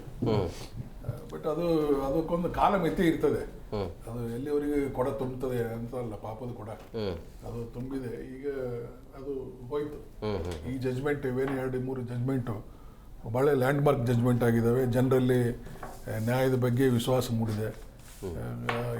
ಏನೋ ಅದು ಮತ್ತು ಯಾರು ಸಮಾಜ ದ್ರೋಹಿಗಳಿದ್ದಾರೆ ಅವರಿಗೊಂದು ಹೆದರಿಕೆನೂ ಬಂದಿದೆ. ಬರೀ ನ್ಯಾಯಾಂಗದ ಬಗ್ಗೆ, ಪೊಲೀಸರ ಬಗ್ಗೆ, ಕಾನೂನು ಬಗ್ಗೆ ಅಂತಲ್ಲ, ಯಾರು ಕ್ರಿಮಿನಲ್ಸ್ ಇದ್ದಾರೆ, ಯಾರು ನಟೋರಿಯಸ್ ಇದ್ದಾರೆ, ಯಾರು ರೌಡಿಗಳಿದ್ದಾರೆ, ಕೇಡಿಗಳಿದ್ದಾರೆ, ಅಂಥವ್ರಿಗೊಂದು ಒಳ್ಳೆ ಮೆಸೇಜ್ ಹೋಗಿದೆ. ಅಯ್ಯೋ ದರ್ಶನಿಗೆ ಬಿಟ್ಟಿಲ್ಲಪ್ಪ ನಮ್ಮ ಗತಿ ಏನು ಅನ್ನೋವಂಥ ಭಾವನೆ ಮೆಸೇಜನ್ನು ಕೊಡೋದು ಭಾಳ ಇಂಪಾರ್ಟೆಂಟು. ಸೊ ನಾವು ಈಗ ಎನ್ಕೌಂಟರ್ ಮಾಡ್ತಿರ್ತೇವೆ ಸ್ಟೇಷನ್ದಲ್ಲಿ, ಪೊಲೀಸ್ನಲ್ಲಿ ಮಾಡಿದಾಗ ಚಿಲ್ರಿ ಪಲ್ರಿ ಹೊಡಿಬಾರ್ದು. ನಾವು ಹೊಡೆದ್ರೆ ನಟೋರಿಯಸ್ ನಂಬರ್ 1 ನಂಬರ್ 2 ಯಾವ ಇರ್ತಾನೆ ಅಂಥವ್ರು ಹೊಡಿಬಾರ್ದು. ಹೊಡೆದಾಗ ಉಳಿದವರಿಗೆ ತಾನೇ ಅದು ಪರಿಣಾಮ ಬೀರ್ತದೆ. ಪೊಲೀಸರು ಅಂಥವ್ರಿಗೆ ಬಿಟ್ಟಿಲ್ಲ, ನಮ್ಮದೇ ಯಾಕಪ್ಪ ಅನ್ನೋ ಭಾವನೆ ಎಲ್ರಿಗೂ ಪಾಠ, ನೀವು ಹೇಳಿದ್ರೆ ಎಲ್ಲರಿಗೂ ಪಾಠ. ಆಮೇಲೆ ಇನ್ನೊಂದು, ನೀವು ಬೇಲ್ ಬಗ್ಗೆ ಹೇಳಿದ್ರಲ್ಲ, ಈ ಹಿಂದೆ ಒಬ್ಬೊಬ್ಬರು ಜಡ್ಜ್ದು ಮೈಂಡ್ ಸೆಟ್ ಒಂಥರ ಇರ್ತದೆ. ಹಿಂದೆ ಇರುವಂಥ ಚಂದ್ರಚೂಡ್ ಅವರು, ಅವ್ರಿಗೆ ಯಾವ ಟ್ರಯಲ್ ಕೇಸ್ನೇ ಇರ್ತವೆ, ಈ should not be in jail, ಈ ಶುಡ್ ಬಿ ಬೇಲ್ಡ್ ಅಂತ. ಅವ್ರ ಥಿಂಕಿಂಗ್ ಹಾಗಿತ್ತು. ಇವ್ರ ಥಿಂಕಿಂಗ್ ಹೀಗಿದೆ. ಈಗ ಒಂದೇ ರೀತಿ ಜಜ್ಮೆಂಟ್ಗಳನ್ನ ನಾವು ಇದೇ ಪ್ರಕಾರ ಇರ್ತಾವಂತ ಹೇಳಿಕ್ಕೆ ಬರೋದಿಲ್ಲ. ಅವ್ರವರು ಯಾವ್ಯಾವ ದೃಷ್ಟಿಕೋನದಿಂದ ಅವರು ವಿಚಾರ ಮಾಡ್ತಾರೆ, ಅವ್ರವ್ರು ಕೊಡ್ತಾರೆ. ಬಟ್ ಈ ದೃಷ್ಟಿಕೋನದಿಂದ ಇವತ್ತೇನು ಜಜ್ಮೆಂಟ್ ಬಂದಿದೆ, ಇದು ಭಾಳ ಸ್ವಾಗತ ಮಾಡ್ತೇವೆ. ಇದು ಒಳ್ಳೆಯ ಪರಿಣಾಮ ಬೀರ್ತದೆ. ಪೊಲೀಸರ ಕೆಲಸನೂ ಕಡಿಮೆ ಆಗ್ತದೆ. ಯಾಕಂದರೆ ಆಟೋಮೆಟಿಕ್ ಕ್ರೈಮ್ಸ್ ಕಡಿಮೆ ಆದರೆ ನಮ್ಮದು ಕೆಲಸ ಕಡಿಮೆ ಆದಂಗೆ. ಸೊ ಹೆದರ್ತಾರೆ ಜನ, ಎಲ್ಲ ಜನ ಹೆದರ್ತಾರೆ ಮಾಡಲಿಕ್ಕೆ. ಇನ್ನು ಯಾವ ಛೋಟಾ ಮೋಟಾ ಕೋರ್ಟ್ನವ್ರಿಗೂ ಇದೊಂದು ಪಾಠನೇ. JMFC ಆಗಲಿ, ಸೆಷನ್ ಜಡ್ಜ್ ಆಗಲಿ, ಅಡಿಷನಲ್ ಆಗಲಿ, ಅವ್ರಿಗೆಲ್ಲ ಬೇಲ್ ಮೇಲೆ ಬಿಡಬಾರ್ದಪ್ಪ, ಸುಪ್ರೀಂ ಕೋರ್ಟ್ ಹಿಂಗೆ ಜಾಡಿಸಿದ್ದಾರೆ ಅಂತ ತಿಳ್ಕೊಂಡು ಒಂಚೂರು ಭಯ ಬರ್ತದೆ. ಯಾವಾಗೂ ನಮ್ಮಿಬ್ಬರು ಸ್ನೇಹಿತರಿದ್ದಾರೆ, ವಕೀಲರು ಅವರೆಲ್ಲ ಇಂಥ ಜಜ್ಮೆಂಟನ್ನು ರೆಫರ್ ಮಾಡ್ತಾರೆ. ನೋಡಿ ಸುಪ್ರೀಂ ಕೋರ್ಟ್ ಹಿಂಗೆ ಹೇಳಿದೆ, ಹೆಂಗೆ ಹೇಳ್ತೀರಿ ನೀವು ಅಂತ ರೆಫರ್ ಮಾಡ್ತಾರೆ. ಸೊ ಇದು ಈ ಥರ ಆಗೋದು ಒಳ್ಳೆಯದು, ಅದು ಸಮಾಜಕ್ಕೂ ಒಳ್ಳೆಯದು, ಎಲ್ಲರಿಗೂ ಒಳ್ಳೆಯದು. ಒಳ್ಳೆ ಕೇಸ್ನಿಂದ ಒಳ್ಳೆ ಪಾಠ ಕಲಿತಾರೆ ಎಲ್ಲರೂ. ಇನ್ನು ಮುಂದಾದರೂ ಸರಿಯಾಗಿ ನಡ್ಕೊಳ್ಳಿ, ಅವರು ನಡ್ಕೊಳ್ಳಿ, ಕೇಡಿಗಳಿಗೆ ಸದ ಬುದ್ಧಿ ಬರಲಿ ಸ್ವಲ್ಪ. ನಾಳೆ ಬೇರೆ ಅವ್ರದ್ದು ಯಾವುದೋ ಸಿನಿಮಾ ರಿಲೀಸ್ ಇತ್ತು ಸರ್, ಅದ್ರ ಪ್ರೊಫೆಷನ್ ಅವ್ರದ್ದು ಸಿನಿಮಾ, ಅದ್ರ ಬಗ್ಗೆ ನಾವೇನು ಕಮೆಂಟ್ ಮಾಡೋದಿಲ್ಲ. ಪ್ರೊಫೆಷನ್ ಬಗ್ಗೆ ನಾವು ಮಾತಾಡ್ಬೋದು. ನಾವು ಅದ್ರದ್ದು ಇದಲ್ಲ, ಅವ್ರ ಪ್ರೊಫೆಷನ್ ಬಗ್ಗೆ ಸಿನಿಮಾ ಮಂದಿ ಯಾವ ಅಧ್ಯಕ್ಷ ಸಿನಿಮಾದ್ದಾನೆ ಅವ್ರು ಹೇಳ್ತಾರೆ ನನ್ನ ಕತೆ, ಅಲ್ಲಿ ಏನು ತೊಂದರೆ ಆಗ್ತದೆ, ಅಲ್ಲಿ ಏನು ಇದಾಗ್ತದೆ ಅವ್ರಿಗೆ ಗೊತ್ತದು, ನಮಗೇನು ಗೊತ್ತು. ನಾವು ಪ್ರೊಫೆಷನ್ ಮಾಡ್ತಾರೆ. ಮತ್ತು ಇನ್ನೊಂದು, ಈ ಸಿನಿಮಾ ಲ್ಯಾಂಡ್ನಲ್ಲಿ ನಾನು ಒಂದು ಮಾತು ಹೇಳಿಕ್ಕೆ ಇಷ್ಟಪಡ್ತೇನೆ. ಯಾರು ಈ ಆಕ್ಟರ್ಸ್ ಇರ್ತಾರೆ, ನಾವು ಅವ್ರನ್ನ ಭಯಂಕರ ದೇವ್ರ ಥರ ಪೂಜೆ ಮಾಡ್ತೇವೆ, ಭಯಂಕರ ಅವ್ರನ್ನ ಅನುಸರಿಸ್ತೇವೆ. ಇದು ಮಾಡೋದು ಭಾಳ ತಪ್ಪ್ರಿ. ಇದು ಅವ್ರು ಇದ್ದಾಗೂ ಮಜಾ ಮಾಡ್ತಾರೆ, ನೂರಾರು ಕೋಟಿ ಗಳಿಸ್ತಾರೆ. ಆಮೇಲೆ ಒಳ್ಳೆಯದು ಐಷಾರಾಮಿ ಜೀವನ ಮಾಡ್ತಾರೆ. ನಾನು ಅದಕ್ಕೇನು ಅಪೋಸ್ ಇಲ್ಲ. ಅವ್ರಿಗೆ ಈ ಥರ ಮುಂದೆ ಸತ್ತ ಮೇಲೂ ಅವ್ರಿಗೆ 5 ಎಕರೆ ಸರ್ಕಾರ ಜಮೀನು ಬೇಕು. ಆ ಸರ್ಕಾರದ ಮಣ್ಣಿನಲ್ಲೇ ಹೂಡಬೇಕು. ಅವ್ರ ಜಾಗ ಇದ್ರೂ ಹೂಡುವುದಿಲ್ಲ. ಇದು ಭಾಳ ದುಡ್ಡ. ಬಡವರಿಗೆ ಒಂದು 10-15 ಸೈಟ್ ಕೊಡ್ರಿ ಅಂದ್ರೆ ಬೆಂಗಳೂರಿಗೆ ಯಾವನೂ ಕೊಟ್ಟಿಲ್ಲ. ದೇವರಾಜ ಅರಸ ಪುಣ್ಯಾತ್ಮ ಅವ್ರ ಕಾಲಕ್ಕೆ ಮುಗಿದು ಹೋಯ್ತದು ಸೈಟ್ ಕೊಡೋದು. ಮುಂದೆ ಯಾವನೂ ಕೊಡಲಿಲ್ಲ. ಸೊ ಆ ಬಡವ್ರ ಬಗ್ಗೆ ಸ್ವಲ್ಪ ಕಾಳಜಿ ಮಾಡಲಿ. ಇವರೇನು ನಟನರು, ಅವರು they are actress, they are not heroes. ಇವರೆಲ್ಲ ಸ್ಟಾರು, ಸೂಪರ್ ಸ್ಟಾರು, ಏನೇನೋ ಮಾಡಿ ಅವ್ರನ್ನ ತಲೆ ಮೇಲೆ ಇಟ್ಕೊಂಡು ನಾವು ಮೆರೆಸ್ತೇವೆ. ಅದು ರಿಸಲ್ಟ್ ಹಿಂಗಾಗ್ತದೆ. ಅದು ಇದು ಇನ್ನೊಂದೇನಿದೆ, ಅವನಿಗೆ 5-6 ಸಲ ಈ ಥರ ಇನ್ಸಿಡೆಂಟ್ ಆಗಿದ್ದಾವೆ ಹಿಂದೆ. ಅದು ಯಾವುದೂ ಎಫೆಕ್ಟ್ ಆಗಲಿಲ್ಲ. ರಾಜಿನೋ ಸಂಧಾನೋ ಏನೋ ಮಾಡಿ ಅಲ್ಲಲ್ಲೇ ಮುಗಿಸಿಬಿಟ್ರು. ಹೀಗಾಗಿ ಏನು ಮಾಡಿದ್ರು ನಾವು ಮಾಡೋದು ದಕ್ತದೆ ಅನ್ನುವಂಥ ಅಹಂತನ ಬಂದಿದ್ದು ಕಾಣ್ತದೆ. ಸೊ ಅದ್ರ ಪರಿಣಾಮ ಇದು ಆಗಿದೆ. ಇನ್ನು ಮುಂದೆ ಎಲ್ಲರೂ ಸರಿಯಾದ ಪಾಠವನ್ನು ಕಲಿತಾರೆ. ಎಸ್ ಮೂರ್ತಿ ಸರ್, ಈಗ ಬಳ್ಳಾರಿ ಜೈಲಿನಲ್ಲಂತೂ ವಾಪಸ್ ಹೋಗ್ತಾ ಇದ್ದಾರೆ. ಅಂದರೆ ಎಷ್ಟು ತಿಂಗಳ ಕಾಲ ಜೈಲಿನಲ್ಲಿ ಇರಬೇಕಾಗತ್ತೆ? ಯಾವಾಗಿಂದ ಇವರು ಮತ್ತೆ ಮೇಲ್ಮನವಿಯನ್ನು ಸಲ್ಲಿಸೋದಕ್ಕೆ ಅವಕಾಶ ಇರುತ್ತೆ ತ್ರಿಸದಸ್ಯ ಪೀಠಕ್ಕೆ? ಸರ್, ಇಲ್ಲಿ ಒಂದು ಬೇಲ್ ಅರ್ಜಿ ಪ್ರಕರಣ ಎರಡೂ ನ್ಯಾಯಾಂಗ ವ್ಯವಸ್ಥೆಯಲ್ಲಿ, ಎರಡೂ ಕೋರ್ಟ್ಗಳಲ್ಲಿ ಹಿಂದೆ ಮುಂದೆ ಆಗಿ ಯಾರೋ ಒಬ್ರಿಗೆ ಬೆನಿಫಿಟ್ ಆಗಿ ಯಾರೋ ಒಬ್ರು ಲಾಸ್ ಆಗಿತ್ತು ಅಂತ ಕಾಣುತ್ತೆ. ಇವಾಗ ಏನಾಗುತ್ತೆ ಗೊತ್ತಾ, ಸರ್ಕಾರ ನೋಡು ಕೇಸ್ ರಿಜಿಸ್ಟರ್ ಮಾಡಿದ್ದೀವಿ, ನಾವು ತನಿಖೆ ಮಾಡಿದ್ದೀವಿ, ಇಂಥ ಕೇಸಲ್ಲಿ ನ್ಯಾಯಾಧೀಶರು ಬೇಲ್ ಕೊಟ್ಬಿಟ್ರಲ್ಲ ಅಂತ ಸರ್ಕಾರ ಮೇಲೆ ಹೋಗುತ್ತೆ. ಅವ್ರು ನೋವಾಗುತ್ತೆ ನಿಜವಾಗಿ ತನಿಖೆ ಕರೆಕ್ಟಾಗಿ ಮಾಡಿದರೆ. ಅದೇ ರೀತಿ ಒಬ್ಬ ಅಪರಾಧಿ ಅಥವಾ ಆರೋಪಿತ ನೋಡಿ ನಾನೇನು ತಪ್ಪೇ ಮಾಡಿಲ್ಲ, ನನಗೆ ಬೇಲ್ ಕೊಡಬೇಕಾಗಿತ್ತು ಈ ಕೋರ್ಟು ಅಂತೇಳಿ ಚಿಂತನೆ ಮಾಡೋದು ಇದು ಇರ್ತಕ್ಕಂಥ ಅವಕಾಶ ಇಬ್ಬರಿಗೂ. ಇದರಲ್ಲಿ ಈಗ ಹೈಕೋರ್ಟ್ಗೆ ಯಾರು ಬಾಧಿತ ವ್ಯಕ್ತಿಗಳು ಹೋದರು, ಬಾಧಿತ ವ್ಯಕ್ತಿ ನೇರವಾಗಿ ಹೋಗಿ ಬರಲ್ಲ. ನಮ್ಮ ನ್ಯಾಯಾಂಗ ವ್ಯವಸ್ಥೆಯಲ್ಲಿ ಬಾಧಿತ ವ್ಯಕ್ತಿ ಪರವಾಗಿ ಸರ್ಕಾರ ಮೇಲ್ಮನವಿ ಹೈಕೋರ್ಟ್ಗೆ ಸರ್ಕಾರ ಮೇಲ್ಮನವಿ ಸಲ್ಲಿಸ್ತು. ಈಗ ಎರಡೂ ಕೋರ್ಟ್ಗಳ ಜಡ್ಜ್ಮೆಂಟ್ನ, ಅಂದರೆ ಸೆಷನ್ ಕೋರ್ಟ್ ಜಡ್ಜ್ಮೆಂಟು, ಹೈಕೋರ್ಟ್ ಜಡ್ಜ್ಮೆಂಟ್ನ ಮರುಪರಿಶೀಲನೆ ಮಾಡಿದೆ, ಪರಾಮರ್ಶೆ ಮಾಡಿ ಸುಪ್ರೀಂ ಕೋರ್ಟ್ ಏನು ಮಾಡಿದೆ, ಇವ್ರಿಗೇನು ಟ್ರಯಲ್ ಮುಗಿಯೋವರೆಗೂ ಅಂತಿಮ ತೀರ್ಮಾನ ಬರೋವರೆಗೂ ಬೇಲ್ ಕೊಡಬಾರ್ದು ಅಂತ ಹೇಳಿದ್ಯಾ ಅಂತ ನೋಡಬೇಕು. ಒಂದು ವೇಳೆ ಆ ವಿಚಾರನ ಬದಿಗಿಟ್ಟು ಅದನ್ನು ಪ್ರಸ್ತಾವ ಮಾಡ್ದಿರಾನೆ ಸರ್, ಸಾಮಾನ್ಯವಾಗಿ ಈ ಟ್ರಯಲ್ ಕೋರ್ಟಲ್ಲಿ ಟ್ರಯಲ್ ನಡೀಬೇಕಾದ್ರೆ ಅಥವಾ ಈ ಥರ ಬೇಲ್ ಅರ್ಜಿ ವಿಚಾರಣೆಗೊಳ್ಳುವಲ್ಲಿ ಹೇಳ್ತಾರೆ ಜಡ್ಜ್ಗಳು, ಏನಂತ ಹೇಳ್ತಾರೆ ಗೊತ್ತಾ, ಈ ಕೊಟ್ಟಿರ್ತಕ್ಕಂಥ ತೀರ್ಪು ನೀವು ಟ್ರಯಲ್ ಮೇಲೆ ಯಾವುದೇ ಪರಿಣಾಮ ಬೀರಬಾರ್ದು ಅಂತ ಹೇಳ್ತಾರೆ. ಬೇಲು ಕೊಟ್ಟಿರ್ತಕ್ಕಂಥ ಮಾಲ್ಗತಿ ಸರ್, ಬೇಲು ಕೊಟ್ಟಿರ್ತಕ್ಕಂಥ ಅಂಶಗಳನ್ನ ಮುಖ್ಯ ಕೇಸ್ ತೀರ್ಮಾನ ಮಾಡಬೇಕಾದ್ರೆ ಪರಿಗಣಿಸಂಗಿಲ್ಲ ಅಂತ ಕೊಡ್ತಾರೆ. ಅದು ಒಂದು ಅನ್ವಯಾಸ್ ಜುಡಿಷಿಯಲ್ ಸಿಸ್ಟಮ್. ಅದು ಯಾವುದೇ ಒಂದು ತೀರ್ಮಾನಕ್ಕೆ ಬಂದು ಇಲ್ಲಿರ್ತ ಸಾಕ್ಷಿ ಆಧಾರಗಳನ್ನ ಮೇಲೆ ಪರಿಣಾಮ ಬೀರಬಾರ್ದು. ಈಗ ದರ್ಶನ್ ಬೇಲ್ ರಿಜೆಕ್ಟ್ ಆಗ್ಬಿಡ್ತು, ಕೆಲವು ಜನ ಹೇಳ್ತಾರೆ ಅಯ್ಯೋ 100ಕ್ಕೆ 100 ಅವ್ರ ಜೈಲು ಶಿಕ್ಷೆನೂ ಆಗ್ಬಿಡುತ್ತೆ ಅವ್ರಿಗೆ ಅಂತ. ಸರ್ ಅದು ಹೇಳಕ್ಕಿಲ್ಲ. ಅದೇ ರೀತಿ ಶಿಕ್ಷೆ ಆದರೂ ಆಗ್ಬೋದು, ಆಗದೇ ಇರ್ಬೋದು. ಅದು ಅದಿರೋದಿಲ್ಲ. ಜೈಲಲ್ಲಿ ಎಷ್ಟು ದಿನ ಫಿಕ್ಸ್ ಈಗ ಸರ್? ಈಗ ತಕ್ಷಣಕ್ಕೆ ಅವರು ಮುಂದಿನ ಆದೇಶ ಬರುವವರೆಗೂ ಅವ್ರ ದರ್ಶನ್ ಅವರು ಮತ್ತೆ ಬೇಲ್ ಅರ್ಜಿ ಹಾಕ್ಕೋಬೋದು. ಒಂದು ವೇಳೆ ಸುಪ್ರೀಂ ಕೋರ್ಟು ಇಲ್ಲ ನೀನು ಬೇಲೆ ಕೊಡಲ್ಲ ಪ್ರಕರಣ ಮುಗಿಯೋವರೆಗೂ ಅಂತೇಳಿ ಯಾವುದೇ ಕಾರಣಕ್ಕೆ ಸಾಧ್ಯ ಇಲ್ಲ. ಯಾಕೆಂದರೆ ಸುಪ್ರೀಂ ಕೋರ್ಟು ಈ ದೇಶದ ನ್ಯಾಯಾಂಗ ವ್ಯವಸ್ಥೆಯಲ್ಲಿ ನ್ಯಾಯ ಕೊಡೋದು ಎಷ್ಟು ಮುಖ್ಯನೋ ಸಂವಿಧಾನ ತಿಳಿದು ಅಷ್ಟೇ ಮುಖ್ಯ. ನಾವು ಹೇಳ್ಬೋದು ಏನು ದರ್ಶನ್ಗೆ ಬೇಲ್ ರಿಜೆಕ್ಟ್ ಆಗಿಬಿಡ್ತು, ಇನ್ನು ಕೇಸ್ ಮುಗಿಯೋವರೆಗೂ ಅವ್ನಿಗೊಂದು ವೇಳೆ ಸಜಾ ಆಗಿಬಿಟ್ರೆ ಅಲ್ಲಿಗೆ ಜೈಲಿಗೆ ಹೋಗಬೇಕು, ಒಂದು ವೇಳೆ ಸಜಾ ಆಗದೆ ಹೋದರೆ ಆಚೆ ಬರ್ತಾನೆ, ಅಲ್ಲಿವರೆಗೂ ಬೇಲ್ ಅರ್ಜಿ ಮೂವ್ ಮಾಡಬಾರ್ದು ಅಂತ ಯಾವ ಕಾನೂನಲ್ಲೂ ಹೇಳಿಲ್ಲ. ಅಕಸ್ಮಾತ್ ಸುಪ್ರೀಂ ಕೋರ್ಟ್ ಹೇಳಿದರೆ ಅದನ್ನು ಮರುಪರಿಶೀಲನೆ ಹಾಕೋಬೋದು. ದರ್ಶನ ಕಾನೂನು ಅವಕಾಶ ಇದೆ. ಈಗ ನೋಡಿ ಸರ್, ನಮ್ಮ ದೇಶದ ಕಾನೂನು ರಕ್ಷಕ ಸುಪ್ರೀಂ ಕೋರ್ಟ್, ನಮ್ಮ ದೇಶದ ಜನಗಳ ಸಂವಿಧಾನ, ನಮ್ಮ ದೇಶದ ಮೂಲಭೂತ ಹಕ್ಕುಗಳು ಜನಗಳು ಮೂಲಭೂತ ಹಕ್ಕು ಉಲ್ಲಂಘನೆ ಆದರೆ ಸರ್ ಇವತ್ತೇನೋ ದರ್ಶನ್ ಆಯಿತು, ಬೇರೆಯವ್ರಿಗೆ ಅಕಸ್ಮಾತ್ ಎಲ್ಲರಿಗೂ ಜೈಲಿಗೆ ಕಳಿಸ್ಬೇಕು ಅಂತ ಇದೆಯಾ? ನಿರಪರಾಧಿ ಜೈಲಿಗೆ ಹೋಗ್ಬಿಡ್ತಾರಲ್ಲ. ಅದಕ್ಕೆ ಸರ್ ನಾವು ನ್ಯಾಯಾಂಗ ವ್ಯವಸ್ಥೆನ ಯಾವ ರೀತಿ ನಾವು ಅಳವಡಿಸ್ಕೋಬೇಕು ಅಂದರೆ, ಕೇಸು ಮಾದರಿ ಇದೆ, ಪ್ರಿನ್ಸಿಪಲ್ಸು ದರ್ಶನ್ ಕೇಸು ಮಾದರಿ ಇದೆ, ಆದರೆ ಇದೇ ಥರ ಪ್ರಿನ್ಸಿಪಲ್ಸು ಎಲ್ಲ ಕೇಸ್ಗೂ ಅಪ್ಲೈ ಆಗುತ್ತೆ ಅನ್ನೋದು ಅದು 100ಕ್ಕೆ 100 ತೆಗೆದಾಕ್ತೀನಿ. ಯಾಕೆಂದರೆ ಇನ್ಯಾವುದೋ ಬೇರೆ ಥರ ಪ್ರಕರಣ ಬರ್ತದೆ. ಈಗ ಧರ್ಮಸ್ಥಳ ಪ್ರಕರಣದಲ್ಲಿ ಸಾಕ್ಷಿ ಸಿಕ್ಕಲೇ ಇಲ್ಲ, ಹಂಗೆ ಸರ್ ಈಗ ಇದು ವೇರಿಯೇಷನ್ ಆಗ್ತಾ ಹೋಗ್ತದೆ. ದರ್ಶನ್ಗೆ ಇನ್ನು ಸುಪ್ರೀಂ ಕೋರ್ಟ್ ಏನಾದ್ರೂ ಬೇಲ್ ಅರ್ಜಿ ಹಾಕಬಾರ್ದು ಅಂತ ಹೇಳಿರಲ್ಲ. ಒಂದು ವೇಳೆ ದರ್ಶನ್ ಮತ್ತೆ ಬೇಲ್ ಅರ್ಜಿ ಹಾಕ್ಬೋದು. ಅವ್ನಿಗೇನೋ ದರ್ಶನ್ ತೊಂದರೆ ಆಯ್ತು ಸರ್, ಈಗ ಅವನು ಒಳಗಡೆ ಇರ್ತಾನೆ, ಅವ್ನಿಗೇನಾದರೂ ಮೆಡಿಕಲ್ ತೊಂದರೆ ಆಯಿತು, ನಿಜವಾಗಾಯಿತು, ಈಗ ಇಷ್ಟು ದಿನ ಆಗಿಲ್ಲ, ನಿಜವಾಗ ತೊಂದರೆ ಆಯಿತು, ಅವಾಗ ಏನು ಮಾಡ್ತಾರೆ ಅವನಿಗೆ ಪೆರೋಲ್ ಏನೋ ಇಂಟ್ರೀಮ್ ಬೇಲ್ ಕೊಡಬೇಕು ಅಥವಾ ಟೆಂಪ್ರರಿ ಬೇಲ್ ಕೊಟ್ಟು ಕಳಿಸ್ಬೇಕಾಗುತ್ತೆ. ಸರ್, ಇದು ಸುಪ್ರೀಂ ಕೋರ್ಟಿನ ತೀರ್ಮಾನ ಕೇವಲ ಬೇಲ್ಗಷ್ಟೇ ಸೀಮಿತ. ದರ್ಶನ್ ಅವರು ಆರೋಪ ಮಾಡಿದ್ದಾನೆ, ಅವನಿಗೆ ಶಿಕ್ಷೆ ಆಗುತ್ತೆ ಅಂತ ಎಲ್ಲೂ ಹೇಳಿಲ್ಲ. ಇದು ಬೇಲ್ ಕೊಡ್ಲಿಕ್ಕೆ ಮಾತ್ರ. ಸರ್, ಈಗ ಪ್ರೇಮ ಪೇಶಿಯ ಕೇಸ್ ಅಂತ ಕರಿತೀವಿ ಕಾನೂನಲ್ಲಿ ನಾವು. ಏನು ಮೇಲ್ನೋಟಕ್ಕೆ ಸಾಬೀತಾಯಿತು ಅಂತ ಕರಿತೀವಿ, ಮೇಲ್ನೋಟಕ್ಕೆ ಸಾಬೀತಾಗಿ ಬ್ಯಾಲೆನ್ಸ್ ಆಫ್ ಕನ್ವಿನ್ಸ್ ಅಂತ ಕರಿತೀವಿ, ಇಲ್ಲ ಇರ್ರಿಪರಬಲ್ ಇಂಜುರಿ ಅಂತ ಕರಿತೀವಿ. ಈ 3 ಪ್ರಿನ್ಸಿಪಲ್ಸ್ ಇದೆಯಲ್ಲ ಸರ್, ಇದೆಲ್ಲ ಅಪ್ಲೈ ಆಗುತ್ತೆ. ಈಗ ಪ್ರೇಮ ಪೇಶಿಯ ಕೇಸ್ ಮಾಡಬೇಕು, ಯಾರು ಮಾಡಬೇಕು? ಪೊಲೀಸರು ಮಾಡ್ತಾರೆ ಪ್ರೇಮ ಪೇಶಿಯ ಕೇಸು. ಯಾರ ಮೇಲೆ? ದರ್ಶನ್ ಗ್ಯಾಂಗ್ ಮೇಲೆ ಪ್ರೇಮ ಪೇಶಿಯ ಕೇಸ್ ಮಾಡಿದ್ರು. ಏನು ಪ್ರೇಮ ಪೇಶಿಯ ಕೇಸ್ ಮಾಡಿದ್ರು? ಸ್ಟೇಟ್ಮೆಂಟ್ ಎಲ್ಲ ಕಲೆಕ್ಟ್ ಮಾಡಿದ್ರು, ಎಲ್ಲ ಮೆಡಿಕಲ್ ಜೂರಿಸ್ಪ್ರುಡೆನ್ಸ್ ಪ್ರಕಾರ ಎಲ್ಲ ಪ್ರೊಸೀಜರ್ ಫಾಲೋ ಮಾಡಿದ್ರು, ಎಲ್ಲ ಫಾಲೋ ಮಾಡಿ ನ್ಯಾಯಾಧೀಶರಿಗೆ ಚಾರ್ಜ್ ಶೀಟ್ ಸಲ್ಲಿಸಿದ್ದಾರೆ. ನಮ್ಮ ಟ್ರಯಲ್ ಕೋರ್ಟ್ನ ಮನೆ ನ್ಯಾಯಾಧೀಶರು ಇನ್ವೆಸ್ಟಿಗೇಷನ್ ಆಫೀಸರ್ ಕೊಟ್ಟಿರ್ತಕ್ಕಂಥ ಹೇಳಿಕೆಗಳ್ನ, ಮೆಟೀರಿಯಲ್ಗಳ್ನ ಎಲ್ಲ ಅವರು ಪ್ರೇಮ ಪೇಶಿಯ ಅಂದರೆ ಮೇಲ್ನೋಟಕ್ಕೆ ನೋಡ್ತಾರೆ ಸರ್. ಆ ಮೇಲ್ನೋಟಕ್ಕೆ ನೋಡಿದಾಗ ಈ ಪ್ರಕರಣದಲ್ಲಿ ಈ ಆರೋಪಿಗೆ ಬೇಲ್ ಕೊಡ್ಲಿಕ್ಕೆ ಬರಲ್ಲ ಅಂತದೆ. ಅದೇ ರೀತಿ ಮೇಲ್ನೋಟಕ್ಕೆ ಸಾಬೀತಾಗಲ್ಲ ಅಂದಾಗ ಅವ್ರು ಯಾರೇ ಅಡ್ವೊಕೇಟು, ಸುಪ್ರೀಂ ಕೋರ್ಟ್ ಅಡ್ವೊಕೇಟ್ ಆಗಲಿ ಅಥವಾ ಯಾರೇ ಪ್ರತಿಷ್ಠಿತ ವಕೀಲರು ಹೋದ್ರೂ ಅದರಲ್ಲಿ ಅವರು ಬೇಲ್ ಕೊಡಲ್ಲ.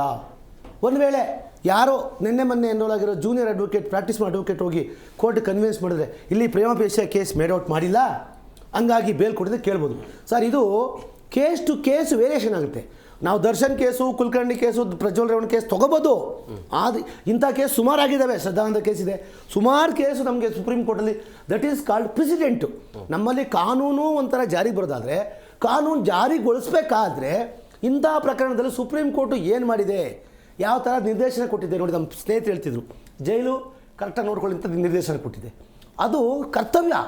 ಕಾನೂನಿನ ರಕ್ಷಕ ಸುಪ್ರೀಂ ಕೋರ್ಟು. ಆ ಕಾನೂನನ್ನ ರಕ್ಷಣೆ ಮಾಡೋದ್ರಲ್ಲಿ ಯಾರದೇ ಪ್ರಕರಣ ಆಗಲಿ, ನಾವು ಯಾವುದೋ ಪ್ರಕರಣಕ್ಕೆ ಹೋದಾಗ ನಮ್ಮ ಪ್ರಕರಣದಲ್ಲಿ ಬೇರೆ ಒಂದು ರಿಲೀಫ್ ಕೊಡ್ಬೋದು.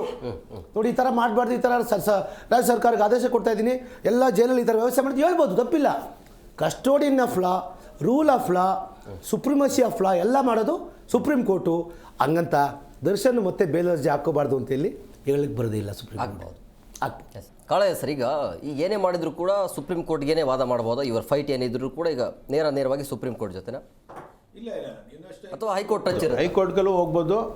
ಈಗ ಒಂದಷ್ಟು ಜನ ಬಿಟ್ಟು ಹೈಕೋರ್ಟಲ್ಲೂ ಅರ್ಜಿ ಹಾಕೋಬೋದು. ಯಾವುದಾದ್ರೂ ಈ ಥರ ಸರ್ ಹೇಳ್ದಂಗೆ ಕೆಳಗಡೆ ಕೋರ್ಟಲ್ಲೂ ಹಾಕೊಳಕ್ಕೆ ಬರಲ್ಲ, ಹೈಕೋರ್ಟಲ್ಲಿ ಹಾಕೊಳ್ತಾರೆ. ಕಾರಣ ಯಾಕಂದ್ರೆ ಈಗ ಅವ್ರಿಗೇನು ಹೆಲ್ತ್ ಕಂಡೀಷನ್ಸ್ ಮೇಲೆ ನೋಡ್ತಾರೆ, ಅಥವಾ ಬೇರೆ ಏನಾದರೂ ಪರಿಣಾಮಗಳು ಬೀರದಾಗಿರ್ಬೋದು. ಬಟ್ ಪ್ರಾವಿಷನ್ ಇದೆ ಹಾಕೊಳ್ಳೋಕ್ಕೆ. ನೀವು 6 ತಿಂಗಳು ಬಿಟ್ಟಲ್ಲ 2 ತಿಂಗಳು ಯಾವಾಗೂ ಹಾಕ್ತಾರೆ ಅರ್ಜಿನ, ಯಾವಾಗೂ ಬೇಲ್ ಅರ್ಜಿ ನಾವು ಯಾವಾಗಾದರೂ ಹಾಕ್ಬೋದು. ಅದಕ್ಕೆ ಲಿಮಿಟೇಷನ್ ಇಲ್ಲ, ಇಷ್ಟೇ ಅರ್ಜಿ ಆಗಬೇಕು ಅಂತಲೇ ಇಲ್ಲ. ಅಪ್ ಟು ಅಂಟಿಲ್ ನಾವು ಕನ್ವಿಕ್ಷನ್ ಆಗುತ್ತೋ ಅದು ಅಕ್ವಿಟ್ ಆಗೋದು ಕೇಸ್ ಅಲ್ಲಿವರೆಗೂ ಬೇಲ್ ಅಪ್ಲಿಕೇಶನ್ ಆಗ್ತಾನೆ ಇರ್ಬೋದು, ಸಜ್ಜೆ ಆಗುವವರೆಗೂ. ಅದಕ್ಕೆ ಇಲ್ಲ, ಹಾಗಾಗಿ ಇಲ್ಲೂ ಹಾಕ್ಬೋದು. ಅಲ್ಲೇ ಅವ್ರು ಜೈಲಲ್ಲಿ ಇದ್ದಾರೆ ಅಂತ ಅಂದಾಗ ಅವರು ಒಂದು ವಿನಯತೆ, ಆಮೇಲೆ ಇನ್ನೇನೋ ಬೇರೆ ಪ್ರಾಬ್ಲಮ್ನ ಲೆಕ್ಕ ತಗೊಂಡು ಸುಪ್ರೀಂ ಕೋರ್ಟ್ಗೂ ಹೋಗ್ಬೋದು ಅಂತ ಅಂದರೆ ಎಲ್ಲದರಲ್ಲೂ ಎಲ್ಲ ಬೇಲ್ ಅಪ್ಲಿಕೇಶನ್ ಯಾವಾಗಾದರೂ ಹಾಕ್ಬೋದು. ಅದಕ್ಕೇನಿದಿಲ್ಲ, ಕಾಲಮಿತಿ ಏನಿಲ್ಲ. ಈಗ ಅವ್ರಿಗೆ ಹಾಕೋಕ್ಕೆ ಬರಲ್ಲ ಅಂತೇಳಿ ಸೀಮಿತನೂ ಆಗೋಂಗಿಲ್ಲ. ಹಂಗನ್ಬಿಟ್ಟು ಈಗೇನು ಸಮಾಜನೂ ಅದನ್ನು ತಪ್ಪುದಾರಿಗೆ ಎಳೆದು ಬೇಕಾಗಿಲ್ಲ ನಾವು. ಆಮೇಲೆ ಈಗೇನು ದರ್ಶನ್ ಅಭಿಮಾನಿಗಳು ಇರ್ಬೋದು, ಪ್ರೇಕ್ಷಕರು ಇರ್ಬೋದು, ಮತ್ತು ಬೇರೆ ಸಮಾಜನೇ ಇರ್ಬೋದು, ತಪ್ಪಾಗಿ ತಿಳ್ಕೊಳಕ್ಕೂ ಹೋಗ್ಬಾರ್ದು. ಈಗ ಕಾನೂನು ಹೆಂಗಿದೆ ಅಂತ ಅನ್ನೋದು ನಾವು ಹೇಳಕ್ಕೆ ಬರಲ್ಲ. ಇನ್ನು ಯಾಕೆ ಟ್ರಯಲ್ ಲೆವೆಲ್ ಬಂದಿರೋ ಕೇಸ್ ಈಗ ಚಾರ್ಜ್ ಮಾಡ್ತಾರೆ. ಈಗೆಲ್ಲ ಒಳಗಡೆ ಬಂದರೆ ಈಗೇನು ಪ್ರಜ್ವಲ್ ಕೇಸ್ನ 14 ತಿಂಗಳಲ್ಲಿ ಮುಗಿಸ್ಕೊಟ್ರು, ಇಷ್ಟು ಬೇಗ ಮುಗ್ದೋಯ್ತಾ, ಇವಾಗ ಕೇಸ್ ಹಾಕ್ತರು, ಈ ಥರ ಅಂತ ಎಲ್ಲರೂ ಕಾನ್ಸೆಪ್ಟ್ ಇತ್ತು. ಈಗ ನೆಕ್ಸ್ಟು ಇವಾಗ ಇದೇ ಕೇಸ್ನ ಈಗ ಎಲ್ಲ ಈಗ ಆಲ್ರೆಡಿ ಅವ್ರ ಹತ್ರ ಫೈನಲ್ ರಿಪೋರ್ಟ್ ಎಲ್ಲ ಬಂದುಬಿಟ್ಟಿದೆ. ಆಲ್ರೆಡಿ ರಿಪೋರ್ಟ್ ಬೇಸ್ ಅನ್ನೋದು ಏನಿಲ್ಲ, ಎಲ್ಲ ಅವ್ರ ಹತ್ರ ಇದೆ. ತಕ್ಷಣವೇ ಚಾರ್ಜ್ ಮಾಡಿ ಈಗ ಟ್ರಯಲ್ ಫಿಕ್ಸ್ ಮಾಡಿಬಿಡ್ತಾರೆ. ಈಗ ಆಲ್ರೆಡಿ ಟ್ರಯಲ್ ಫಿಕ್ಸ್ ಮಾಡಿ ಎಷ್ಟು ಬೇಗ ಮುಗಿಸ್ತಾರೆ ಅಂತ ಹೇಳಿಕೆ ಬರಲ್ಲ. ಈಗ ಹಂಗೆ ಅದು ಮುಗ್ದೋಗ್ಬೋದು. ಮುಗ್ದೋಗ್ಬಿಟ್ಟು ಅಟ್ಲೀಸ್ಟ್ ಅವರು ಅದನ್ನು ಆ ಕೋರ್ಟಲ್ಲೇ ಅಟ್ಲೀಸ್ಟ್ ಅಕ್ವಿಟ್ ಆಗ್ಬೋದು. ಸಾಕ್ಷ್ಯಾಧಾರಗಳು, ಮೂಲ ಸಾಕ್ಷ್ಯಾಧಾರಗಳು ಬೇಕಿಲ್ಲಿ ಎಲ್ಲ ಸಾಬೀತಾಗಬೇಕು. ಮೇಯ್ನಾಗಿ ಇಲ್ಲಿ ಬೇಕಾಗಿರೋದು ಒಂದು ಓಡೆ ಅಂದರೆ ಸಾಬೀತಾಗಬೇಕು ಎಲ್ಲನೂ. ಏನು ನಾವು ಕೊಟ್ಟಿದ್ದಾರೆ ಅದಕ್ಕೆ ನಾವು ಡಾಕ್ಯುಮೆಂಟಲ್ಲಿ ಬರ್ತದೆ. ಲಾಸ್ಟ್ ಫೈನಲ್ ವರ್ಡ್ ಏನು ಕೊಟ್ಟಿದ್ದಾರೆ, ಅವು FSL ಇರ್ಬೋದು ಮತ್ತು ಬೇರೆ ಬೇರೆ ಇರ್ಬೋದು, ಎಲ್ಲನೂ ನೋಡ್ತಾರೆ. ಸುಮ್ಮನೆ ನೋಡಿ ಜಡ್ಜ್ಮೆಂಟ್. ಟ್ರಯಲ್ ಕೋರ್ಟಲ್ಲಿ ಅದರ ಮೇಲೆ ಅವರ ಭವಿಷ್ಯ ನಿಲ್ತಾ ಹೇಗೆ? ಈಗ ಟ್ರಯಲ್ ಕೋರ್ಟಲ್ಲಿ ಭವಿಷ್ಯ ನಿರ್ಧಾರ ಆಗ್ತದೆ ಆಗಲ್ಲ ಅಂತ ಈಗ ನಾವು ಹೇಳಿಕೆ ಬರಲ್ಲ. ಲಾಯರಾಗಿ ನಾವು ಇಲ್ಲಿ ಕ್ವಶನ್ ಮಾರ್ಕು ಡಿಪೆಂಡ್ ಅಪ್ ಏನು ಕೇಸು, ಏನು ನಾವು ಮಹಾಜೂರವಾಗಿರುತ್ತೆ, ನೇರ ಪ್ರತ್ಯಕ್ಷ ಸಾಕ್ಷಿ ಇರ್ಬೋದು, ಸರ್ಕಮ್ಟೆನ್ಸ್ ಸಾಕ್ಷಿ ಇರ್ಬೋದು, ಅಥವಾ ಪೊಲೀಸ್ ಸಾಕ್ಷಿ ಇರ್ಬೋದು, ಮೆಡಿಕಲ್ ರಿಪೋರ್ಟ್ ಇರ್ಬೋದು, ಇಲ್ಲ ಏನು ನಿಮ್ಮ ಮೊಬೈಲ್ ಎಲೆಕ್ಟ್ರಾನಿಕ್ ಮೀಡಿಯಾದಲ್ಲಿ ಬಂದಿರುವಂಥ ಶೇರಿಂಗ್ ಆಗಿರ್ಬೋದು, ಮಾತಾಡಿರೋದಿರ್ಬೋದು, ಕರ್ಕೊಂಡೋಗಿರ್ಬೋದು, ಎತ್ತಾಗಿರ್ಬೋದು, ಚುಚ್ಚಿರುವುದು ಇರ್ಬೋದು, ಸಾರ್ ಹೇಳ್ದಂಗೆ ಸಾವಿರಾರು ದಾಖಲಾತಿಗಳು ಅಲ್ಲಿದೆ, 1-2 ಅಲ್ಲ. ಎಲ್ಲನೂ ನೋಡಿ ಇಷ್ಟೆಲ್ಲ ಸಾಬೀತಾದರೆ ಅಲ್ಲೇ ಕೇಸು ಅವನಿಗೆ ಕನ್ವಿಕ್ಷನ್ ಆಗ್ಬಿಡ್ಬೋದು. ಇಲ್ಲ ಅಂದರೆ ಏನೋ ಒಂದು ಹೆಚ್ಚು ಕಮ್ಮಿ ಆದರೆ ಅಲ್ಲಿ ಅವನು ಕೇಸನ್ನ ಬಿಡುಗಡೆನೂ ಮಾಡಿಬಿಡ್ಬೋದು. ನಾವು ಕೇಸು ಇಷ್ಟೆಲ್ಲ ಆಗ್ತದೆ, ನಾವು ಈಗ ಲಾಯರ್ ಕೂತ್ಕೊಂಡು ನಾವು ಹೇಳಕ್ಕೆ ಬರಲ್ಲ, ಆ ಜಡ್ಜ್ಗೂ ಗೊತ್ತಿರಲ್ಲ, ಈಗ ಅಲ್ಲಿ ಪಿಗೂ ಗೊತ್ತಿರಲ್ಲ. ಈಗೇನೋ ನಮ್ಮ ಏನಲ್ಲಿ ವ್ಯವಸ್ಥೆ ಇರುತ್ತಲ್ಲ ಚೌಕಟ್ಟಲ್ಲಿ, ಸಾಕ್ಷಿ ಆಧಾರದ ಮೇಲೆ ಕೇಸನ್ನ ಎತ್ತಿರ್ತದೆ. ಅಲ್ಲಿವರೆಗೂ ಅವ್ರು ಸುಮ್ಮನೆ ಕಾಲವ್ಯಯ ಮಾಡೋಂಗಿಲ್ಲ. ಏನು ಕಂಡೀಷನ್ಸ್ ಇದೆ ಆ ಕಂಡೀಷನ್ಸ್ ಫಾಲೋ ಮಾಡ್ತಾ ಇರ್ತಾರೆ. ಏನು ಜುಡಿಷರಿ ಏನು ಸುಪ್ರೀಂ ಕೋರ್ಟ್ ಮಾಡಿ ಅದು ಕಂಡೀಷನ್ ಫಾಲೋ ಮಾಡ್ತಾ ಇರ್ತಾರೆ. ಅಂದರೆ ಈ ರೇಣುಕಾ ಅವ್ರ ಫ್ಯಾಮಿಲಿ ಏನಿದೆ ಟಚ್ಚೇ ಬರೋದಿಲ್ಲ, ಸರ್ಕಾರ ನೋಡ್ಕೊಳ್ಳುತ್ತಾ? ಹೌದು. ಯಾರ್ದ ರೇಣುಕಾ ಸ್ವಾಮಿ ಅವರ ಪೇರೆಂಟ್ಸ್ ಏನಾದರೂ ಈಗ ಮತ್ತೆ ಏನಾದರೂ ಅವ್ರಿಗೆ ಏನಿಲ್ಲ, ಅದಕ್ಕೆ ಪೊಲೀಸ್ ಇದೆ, ಸರ್ಕಾರ ಇದೆ, ಯಾರಿಗೂ ತೊಂದರೆ ಆಗಲ್ಲ. ನಾವು ಹೇಳ್ತಾ ಇರೋದು 2 ಪಾಯಿಂಟ್ ಇಲ್ಲಿ. ಅದನ್ನು ಈಗ ಅವರು ಅಭಿಮಾನಿಗಳಿದ್ದಾರೆ, ಅವ್ರಿಗೂ ಹೇಳಿರ್ತಾರೆ ಅವರು, ನಿಮ್ಮೇನು ಹೆಚ್ಚಿಗೆ ಮೇಲೆ ನನಗೆ ಪ್ರಾಬ್ಲಮ್ ಆಗುತ್ತೆ ಅಂತ ಅವರು ಹೇಳ್ಬಿಟ್ಟಿರ್ತಾರೆ. ಅದು ಸತ್ಯ. ಅದು ಹಂಗಾಗಿ ಅದು ಒಂದು ಕಡೆ ಕಂಟ್ರೋಲ್ ಇರ್ತದೆ, ಯಾರಿಗೇನು ತೊಂದರೆ ಕೊಡೋಕೆ ಹೋಗಲ್ಲ. ಪೊಲೀಸ್ ಇದೆ ಮೇಯ್ನಾಗಿ, ಅವ್ರು ಪ್ರೊಟೆಕ್ಷನ್ ಕೊಡ್ತದೆ, ಅದು ಇರ್ತದೆ. ಮತ್ತು ಇಲ್ಲಿ ಕೇಸ್ ನಡೀತಾ ಇರ್ತದೆ. ಈಗ ಅವರು ಈಗೆಲ್ಲ ಇನ್ನೋಸೆಂಟ್ ತೋರಿಸ್ಬೇಕು, ವಿನಯತೆ ತೋರಿಸ್ಕೋಬೇಕಲ್ಲಿ, ಇಲ್ಲ ಅವ್ರಿಗೂ ತೊಂದರೆ ಆಗುತ್ತಲ್ಲ. ನೀವು ಅಲ್ಲಿ ಕೂತ್ಕೊಂಡು ಆಟ ಆಡೋಕ್ಕಾಗಲ್ಲ. ಈಗ ಆ ಥರ ವ್ಯವಸ್ಥೆ ಎಲ್ಲ ಇರಲ್ಲ. ಈಗ ಎಲ್ಲ ತುಂಬ ಕಂಡೀಷನ್ಸ್ ಇರುತ್ತೆ. ಹಾಗಾಗಿ ಕೇಸು ಟ್ರಯಲ್ ಫಿಕ್ಸ್ ಆಗುತ್ತೆ. ಪ್ರಜ್ವಲ್ ರೇವಣ್ಣಂದು ಕೇಸ್ ನಡೆದಂಗೆ ನಡೀತದೆ. ಇದನ್ನು ಸ್ಟ್ರಾಂಗಾಗಿ ಸಾರ್ ಹೇಳಿದ ಕುಲಕರ್ಣಿ ಅವ್ರ ಕೇಸ್ ಹೆಂಗೆ ಎಲ್ಲ ಈ ಥರ ಕೆಲವೆಲ್ಲ ಇನ್ನು ಮುಂದೆ ಲಾಂಗ್ ಪ್ರೊಸೆಸ್ ಆಗಲ್ಲ. ಇದು ಬೇಗ ಅರ್ಲಿಯರ್ ಮುಗಿಸ್ಬಿಡ್ತಾರೆ ಕೇಸ್. ಲಾಂಗ್ ಪ್ರೊಸೆಸ್ ಆಗಿದ್ರೆ ಇಷ್ಟು ಬೇಗ ಅವ್ರನ್ನ ಕರೆದು ಒಳಗಡೆ ಬೇಗ ತಗೊಳ್ಳಿ ಅಂತಲೇ ಕಾಲಾವಕಾಶ ಕೊಡ್ತಾರೆ ಕೆಲವ್ರಿಗೆ. ಇಷ್ಟು ದಿನಕ್ಕೆ ಅರೆಸ್ಟ್ ಮಾಡಲಿ, ಹಿಂಗೆ ಮಾಡಿ ಅಂತಾರೆ ಹೇಳ್ತಾರೋ. ಈಗ ಏನಿಲ್ಲ, ಇವತ್ತೇ ಅವನ್ನ ಖುದ್ದಾಗಿ ತಗೊಂಡು ಕರ್ಕೊಬಂದು ಅರೆಸ್ಟ್ ಮಾಡಬೇಕಂತ ಹೇಳಿ ಡೈರೆಕ್ಷನ್ ಕೊಟ್ಟಿದೆ ಸುಪ್ರೀಂ ಕೋರ್ಟು. ಸುಪ್ರೀಂ ಕೋರ್ಟ್ ಹೆಂಗಾಗಿದೆ ಅಂದರೆ ಹೈಕೋರ್ಟ್ ಬಿಡಿ, ನಮ್ಮ ಲೋಯರ್ ಕೋರ್ಟ್ ಬಿಡಿ, ಅದು ಬೆಂಕಿ ಆಗ್ಬಿಟ್ಟಿದೆ ಆಲ್ರೆಡಿ. ಈಗ ನಾವು ಜುಡಿಷರಿಗೆ ಸರೆಂಡರ್ ಆಗಲೇಬೇಕು. ನಾವು ಲಾಯರ್ ಆದರೂ ಅಷ್ಟೇ, ಯಾರಾದರೂ ಅಷ್ಟೇ, ನಾವು ಯಾವತ್ತು ಒಬ್ಬೇ ಹತ್ರ ಅದು ಮುಂದೆ. ಯಾಕೆಂದರೆ ಇಂಥ ಒಂದು ನಿರ್ಣಯ ತಗೊಳ್ತದೆ ಅಂತಂದರೆ ಯಾರು ಕೇಳಲ್ಲ. ಬಂದಂಥ ವಕೀಲರೇ ಹಿಂದಕ್ಕೆ ಹೋಗಿದ್ದಾರೆ ಅಂದರೆ, ಅಂಥ ಸೀನಿಯರ್ಸ್ ಕೌನ್ಸಿಲು ಕಪಿಲ್ ಸಿಬಾಲೆ ಹಿಂದಕ್ಕೆ ಕಾಲು ತೆಗೆದಿದ್ದಾರೆ ಅಂದರೆ ಲೆಕ್ಕ ಹಾಕೊಳ್ಳಿ. ಇನ್ನೆಷ್ಟು ಟೆಕ್ನಿಕಲಾಗಿ ಅವ್ರು ಮಾತಾಡೋದು ವ್ಯಕ್ತಪಡಿಸಿರ್ಬೋದು ಕೋರ್ಟ್ ಮುಂದೆ ಜಡ್ಜು. ಇದು ಹೆಂಗಿರ್ಬೋದು. ಆಮೇಲೆ ಇನ್ನೊಂದಿಷ್ಟು ಟೈಮ್ ಕೊಡ್ರಿ ನಮಗೆ ಅಂತ ಏನಾರು ಕೇಳ್ಬೋದು. ಅದು ಇಲ್ಲ. ಆಮೇಲೆ ಅಲ್ಲಿರೋದು ಸಿದ್ಧಾರ್ಥ್ ಲೂರ್ದ, ವೆರಿ ಫೇಮಸ್ ಅಡ್ವೊಕೇಟ್ ಅವರು. ಅವ್ರು ಇರೋದು ಸರ್ಕಾರ ಪರವಾಗಿ. ಅಷ್ಟು ಸುಲಭವಾಗಿ ಅವರು ಸಾಕ್ಷ್ಯಾಧಾರಗಳು ಇಟ್ಕೊಂಡು ಮಾತಾಡದೆ ಬರಲ್ಲ ಅವರು. Very not easy. ಅವರಷ್ಟು ಸುಲಭವಾಗಿ ಯಾವುದೇ ಕೇಸ್ ಆಗಲಿ. ಈ ಪ್ರಕರಣದ ಧೈರ್ಯ ತೋರಿಸಿದ್ರಲ್ಲ ಸರ್, ಪ್ರಮುಖವಾಗಿ SCP ಚಂದನ್ ಅವರು ಈ ಪ್ರಕರಣ ಬೆಳಕಿಗೆ ಬಂದಾಗ ಆವಾಗ ಅವ್ರು ಮಾಡಿರುವಂಥ ಪ್ರಾಮಾಣಿಕ ಕೆಲಸಗಳು. ಇಲ್ಲ, ಅವ್ರು ಪ್ರಾಮಾಣಿಕ ಕೆಲಸ ಮಾಡಿದ್ದಾರೆ, ಮತ್ತು ಪೊಲೀಸು ಸಪೋರ್ಟ್ ಮಾಡಿದ್ದಾರೆ, ಪಬ್ಲಿಕ್ಕು ಸಪೋರ್ಟ್ ಮಾಡಿದ್ದಾರೆ ಅವ್ರಿಗೆ. ಅಷ್ಟು ಸುಲಭವಾಗಿ ಅವ್ರು ಕುತ್ಕೊಂಡಂತಕ್ಕೇನೆಲ್ಲ ಬಂದಿರಲ್ಲ. ಸಾರ್ಬೆ ಅವ್ರು ಇರ್ಬೋದು, ಗೊತ್ತಿದೆ ಅವ್ರಿಗೆ. ಪೊಲೀಸ್ ಕ್ರೈಮ್ ಕೆಲಸ ಚೆನ್ನಾಗಿ ಮಾಡಿರ್ತಾರೆ ಎಲ್ಲ. ಯಾಕಂದ್ರೆ ಅದು ಅಂಡರ್ ದಿ ಅಲ್ಲೇ ನಡೆದಿದ್ದು ಪ್ರೇಮ ಕಸಿ ಎಲ್ಲ ಅವ್ರಿಗೆ ಗೊತ್ತು ಅವ್ರಿಗೆ. ಹಾಗಾಗಿ ಆ ಸಾಕ್ಷ್ಯಾಧಾರ ಕಲೆಕ್ಟ್ ಮಾಡಿದ್ದಾರೆ, ಮಾಡಿ ಕೇಸ್ ನೀಟಾಗಿ ಮಾಡಿಕೊಟ್ಟವ್ರೆ. ಯಾವುದಕ್ಕೂ ಅವರು ಕಮಿಟ್ ಆಗಲಿಲ್ಲ. ಯಾರು ಪೊಲೀಸರು ಕಮಿಟ್ ಆಗಿ ಅವ್ರು ತಂದೆ ತಾಯಿ ಹೇಳ್ದಂಗೆ ಯಾರು ಇದು ಜಾಸ್ತಿ ಕೇರೆ ಮಾಡೋಕೆ ಹೋಗಲಿಲ್ಲ. ಕಾನೂನು ಹೋರಾಟ ಮಾಡಿದ್ದಾರೆ ಅಷ್ಟೇ. ಇದು ನಾವು ಕೇಸ್ ಪರವಾಗಿ ಮಾತಾಡ್ತಾ ಇದ್ದೀನಿ. ಬಸವರಾಜ್ ಸರ್, ಈ ದರ್ಶನ್ ಅಭಿಮಾನಿಗಳು ಅಂತ ಬಂದಾಗ ಈ ಸುಪ್ರೀಂ ಕೋರ್ಟಲ್ಲಿ ವಿಚಾರಣೆ ತನಿಖಾ ಹಂತದಲ್ಲಿ ಇರಬೇಕಾದ್ರೆ ಈ ಪ್ರಥಮ ವಿಚಾರ ಬಂತು, ಮತ್ತು ಈ ರಮ್ಯಾ ಅವ್ರನ್ನ ಅಶ್ಲೀಲವಾಗಿ ಮೆಸೇಜ್ ಕಳಿಸುವಂಥ ಇದೆಲ್ಲವೂ ಕೂಡ ಆಯಿತು. ಇದೆಲ್ಲವೂ ಕೂಡ ಮ್ಯಾಟ್ರ್ ಆಯಿತಾ ಹೇಗೆ? ಇಲ್ಲ, ಅದೇನು ಪರಿಣಾಮ ಬೀರೋದಿಲ್ಲ. ಇದರಲ್ಲಿ ಮೇನ್ ಇರ್ತದೆ ಬೇಲಿಗೆ ಅಂದರೆ, ಈ ನಾವು ಸೆಷನ್ ಕೋರ್ಟ್ನಲ್ಲಿ ಏನು ಮಾಡ್ತೀವಿ, ನಾವು ಒಂದು ರಿಪೋರ್ಟ್ ಕೊಡ್ತೀವಿ, ಬೇಲಿಗೆ ಅಬ್ಜೆಕ್ಷನ್ ಬರೀತೇವೆ. 1, 2, 3 ಒಂದು 20 ಪಾಯಿಂಟ್ಗಳನ್ನು ಹಾಕ್ತೇವೆ. ಹಾಕಿ ಬಿಡೋದ್ರಿಂದ ಏನಾಗ್ತದೆ, ಬಿಡೋದ್ರಿಂದ ಯಾವ ಪ್ರಾಬ್ಲಮ್ ಆಗ್ತವೆ ಅನ್ನೋದ್ರ ಬಗ್ಗೆ ಒಂದು 20 ಪಾಯಿಂಟ್ ಹಾಕಿ ನಾವು ಅಬ್ಜೆಕ್ಷನ್ ಕೊಡ್ತೀವಿ. ಅದನ್ನು ಸೆಷನ್ ಕೋರ್ಟ್ನಲ್ಲಿ ಅವ್ರಿಗೆ ಕೊಡ್ತಾರೆ. ಹಾಗೆ ಹೈಕೋರ್ಟ್ನಲ್ಲಿ ಸ್ಟೇಟ್ PP ಇರ್ತಾರೆ, ಅವರು ಕೊಡ್ತಾರೆ. ಅಲ್ಲಿ ಸುಪ್ರೀಂ ಕೋರ್ಟ್ನಲ್ಲಿ ಅಡ್ವೊಕೇಟ್ ಜನರಲ್ ಇರ್ತಾರೆ. That is the main base. ನಾವೇನು ಅಬ್ಜೆಕ್ಷನ್ ರಿಪೋರ್ಟ್ ಕೊಟ್ಟಿರ್ತೀವಿ ಅದೇ ರಿಪೋರ್ಟ್ ಮೇಲೇ ಅಲ್ಲಿ ಸುಪ್ರೀಂ ಕೋರ್ಟ್ನ ವೆರಿ ಇಂಪಾರ್ಟೆಂಟ್ ಅದು. ಅದೆಲ್ಲ ಪಾಯಿಂಟ್ಗಳು ಯಾಕೆ ಬಿಡಬಾರ್ದು ಅನ್ನೋದ್ರ ಬಗ್ಗೆ ನಾವು ಪ್ರತಿಯೊಂದು ವಿವರಣೆ ಕೊಟ್ಟಿರ್ತೇವೆ. ಅದರಲ್ಲಿ ಇವೆಲ್ಲ ಬರೆದಿರ್ತಾರೆ.